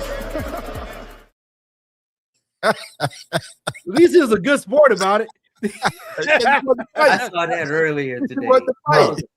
Bro, I'm telling you like this right now. I watched that fight. It was hilarious. I damn near lost my mind. Listen, when he hit him the first time during the fight, I was like, better. I was like, my wife was like, you know they got that new thing going around now for a couple of years now. These men going out there getting these sew-ins and all that. I said, no, not a boxer. And as soon as I said that, the uppercut came in, that shit flapped up. I was like, oh. That's a Jaylen Brown. Bro, this dude, he's crazy. And then the dude goes on Jimmy Kimmel. Jimmy Kimmel had to get him on the show. This dude was on Jimmy Kimmel talk had on a New York Yankees hat. He took that. You think this dude a couple days up past, he would have fixed it? No, he's still rocking it like Michael Strahan. They're going party tooth. I'm like, what the heck are you doing? Yeah, he went on. I saw him on the Breakfast Club, and he was talking about it, Pharaoh, man. He's like, he paid $500. Charlamagne said, you need to get some of your money back. That's a fact. That's a fact. Well, that's the crazy shit, though, man. He said his mom has some pneumonia or something. He said that what did he say? He didn't know how to treat the hair when he got it. Basically. I think he said something that he blaming it on his mama, but it really was his mom. Something. I think he said, man, I messed up. I blame it on my mom, but something else he put in his hair that caused him to lose his hair. And he said, I blame it on my mom. I shouldn't have said that, but it wasn't really my mom. But the fact of the matter is, his wife is on here talking about Michael Jackson. Yeah. Like, no, don't do that. But the funny part though is that, like you say, Farrah, he's a good sport. You know what I'm saying? You can't do nothing but laugh at yourself because you know that's just like y'all know I was thinking about doing that shit. The funny part to me, he was like, "Oh yeah, I gotta get them eyebrows like Mike Tyson." You know, about all the camera this shit to get your ass whipped. But like you said, he was a good sport about it. He won the fight. Good sport about it. He won the fight. Yeah, he won the fight. He won the fight. Yeah. What about you, Tim Dog? Maybe I should get me one. Y'all think I should get me one? No, don't do that. Because I'm telling you, please do, because I need new jokes. contend with it. They will not stop. Hey, and do not let Mad Professor see that shit. He probably want one too. Shit. Somebody got to be the first. Hey, somebody got to be the first. Hey, you know, I volunteered myself. Shit. Bro. I tell y'all right now. If I come into some money, fuck yeah, I'm getting my hair back. Fuck y'all. I don't give a damn. Why? Why would you do that? Your head is gonna look exactly like it ain't gonna be no hair though. Fuck y'all. He's gonna burn that shit. If I come into some money, I'm getting my hair back like Deion Sanders. It don't change who you are. Don't worry about it. Cause I'm gonna be around Pharaoh. I'm tired of him always coming over here picking his hair and shit before we get on the show, picking his hair, Tim Dog brushing his hair. Fuck y'all. We can't see the back. Let him turn around, let us see the back. See what I'm saying? Goddamn haters. See the back. See, nobody's been saying nothing about this, but when you come back here. Oh, I need to see the back. Yeah, turn around, dog. Let's see if you got hair in the back. That's when the dirty tennis ball started. Let's see. Yeah. All right, yeah. All right, yeah. Want to see the top two? You got a hook hand. You should never go ball. But fellas, man, hopefully I have a weird mine ball. I got the George Jefferson going on. But fellas, hopefully I have a weird sport. I can't afford to go ball because my head ain't round like y'all. So yeah. Hopefully I'll be able to find a weird sport next week. But if not, hey, if you found another in case you missed it. Oh, I got plenty.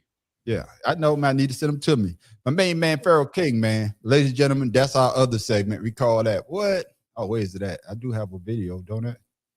I do. There it is right there. We call that what? In case you missed it.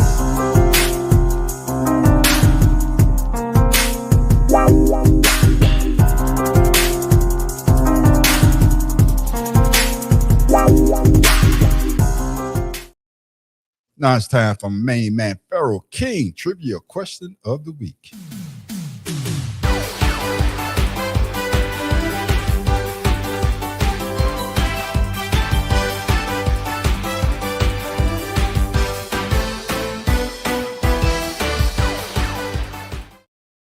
Pharaoh King, what you got? Sweet, my brother. Super Bowl 60 between these two whatever shit teams that we got to watch, with Bad Bunny being the highlight of the whole damn Super Bowl. Hey, you can watch you can watch Turning Point USA. You can watch Rock. You can watch Turning Point USA if you don't watch Bad Bunny. I'm gonna watch Kid Rock. They ain't got Ted Nugent, but that's okay. Yeah, you heard me, Tim. Though, shit, I want to see Ted Nugent. Name 3 Hall of Fame quarterbacks from the Super Bowl era that never won the championship. Huh? That's not a question. It's just name 3 Hall of Fame quarterbacks from the Super Bowl era, which is 1970 or 68, as Tim, famously pointed out. That's easy. That never won a championship. Dan Marino. Okay. Yeah. Oh, yeah. Okay. Jim Kelly. Yeah. Dan Marino, Jim Kelly, Warren Moon. Randall Cunningham. Randall Cunningham in the Hall of Fame, though. Oh, man. Warren Moon then. Warren Moon. Yeah.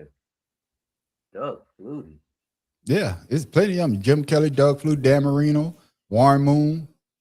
Yeah, it's a bunch of them. Shit. I still don't think Doug Flutie should be in the Hall of Fame. I don't give a fuck what y'all say. No. Well, here you go. There's the list. Yeah, Brian Tarkenton. Dan Fouts. Yeah. And didn't Dan Fouts just died and he just made the Hall of Fame last year? Yeah, he passed away. He had the posthumous. Yeah. After he died. Yeah. But yeah, there it is. Yeah. Brian Tarkenton went to, I believe Brian Tarkenton was the first one before the Bills to go to 4 Super Bowls, not win a Super Bowl. So with that being said, the Minnesota Vikings with the 4 Super Bowls had never led in the Super Bowls. Yeah. That's what I just said about Brian Tarkenton. Yeah. They were the Bills. Never led. They just as bad as that damn fucking the Bills. Yeah. There it is, ladies and gentlemen. My main man, Pharaoh King, with his trivia question of the week.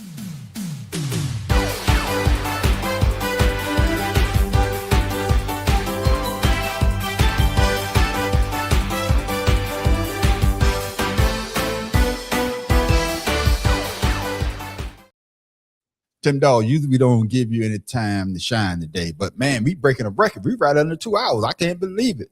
So I'm hey Joe, Doug Flutie is not in the Hall of Fame. So that Doug Flutie's in the Hall of Fame. No, he is not. I thought Doug Flutie was. That's what I got to say. That bitch better be in the Hall of Fame. Shit. No, but he's not. That's what I'm talking about, Tim Dog. I'm gonna give you time to shine. What you got, Tim Dog?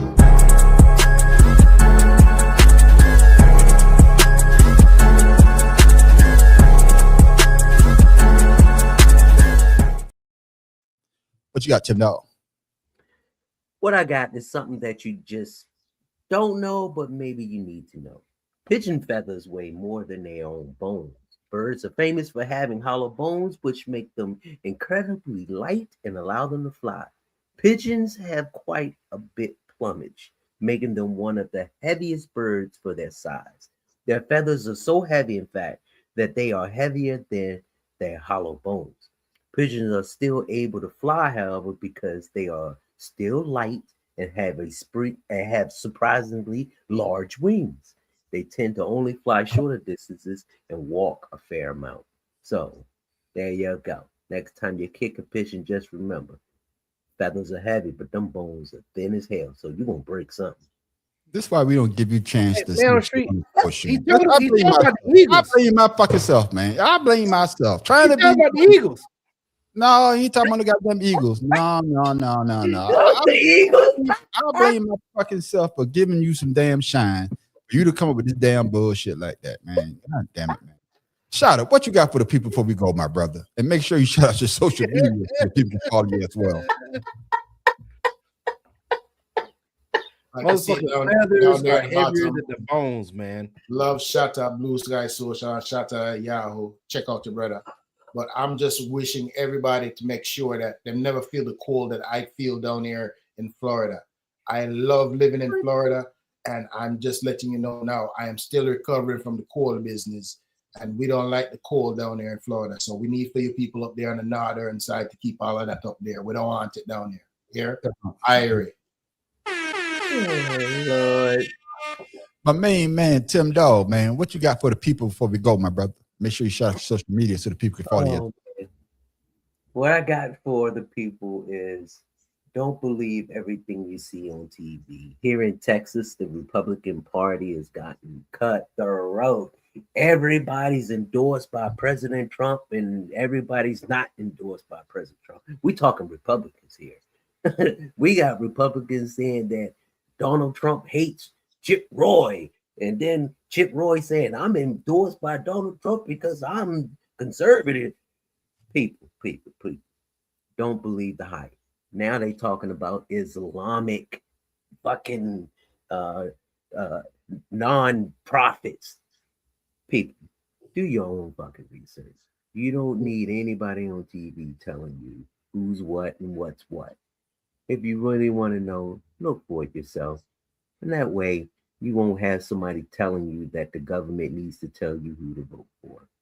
That's all I got to say. There it is. My main man, Pharaoh King, what you got for the people before we go, my brother? Make sure you shout out your social media as well. All right. I got a little something. I was watching this podcast, and it was a brother, and he had two females that he was interviewing. So as he's interviewing the women, he goes into a story where he said that he was dating one of them. So he took this individual to his family outing, whatever, and they found out, or they kind of looked at her and was like looking sideways and said, hey, we know her. All right. Mind you, these are black people. And lo and behold, the woman that he took is a famous porn star. So while they're at this, their little family outing, the family is looking at him kind of crazy. So with that being said, this is just some advice for you fellas. Dating a porn star is like eating a noisy bag of chips during church. Everyone looks at you in disgust, but deep down, they want some too. King Ryan Facebook, Pharaoh 71 IG. You said fat man eating cinnamon rolls at a pepper speed. They saying it's disgusting. They know they want some. I'm gonna need you to stop going out, to stop following the foxholes. You understand? I get it. I need you to stop going down the rabbit holes, y'all. That was wrong. Man, that shit was hilarious to me. I was like, what the hell? That's just hilarious to me too. I get it. I get it. And as for me, ladies and gentlemen, I don't have anything. The fellows already covered damn near everything that I wanted to say, except for Pharaoh. Because I say the same thing. I had that DVD.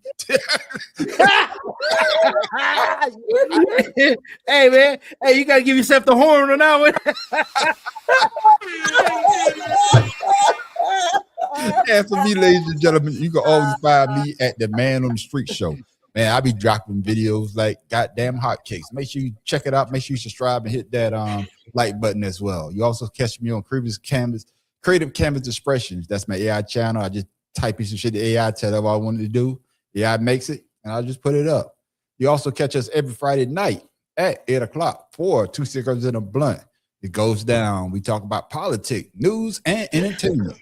But you want to stick around for the after show, we call it Ashed Out. Oh, that's when everybody gets the chance to talk about what they want to talk about. Usually we go straight, we'll make a right turn. But like Tim Dawg famously said, when we make that goddamn left, you're going to drive that bitch right off the goddamn cliff. But make sure you come back next Wednesday at 7 o'clock for the Better Than Sex Sports Podcast. As you can see, we talk about sports until we get to Tim Dawg, and then we talk about pigeons. Feathers be more weight than the goddamn bone. I don't know the hell we got there. Make sure you come back, but we usually talk about sports and we do that very well. And with that, ladies and gentlemen, I am the Man on the Street. It's your boy Pharaoh King. May your picks in the Super Bowl come right. What do you call a lesbian dinosaur? A lickalopus. Tim Dawg from people. I am Shatta out of Orlando. I have nothing else to say. Good evening, everybody. Yeah, I'd rather the porno style come to the picnic to have Tim Dawg tell a goddamn thing. We are out. Be safe. No, I know you're not gonna be on this Friday, man. You just make sure you have a good trip, man. Make sure you text your brother or whoever, let us know that y'all made it there safe. Absolutely. We are out. All right, peace. Hey. Oh shit, the wrong.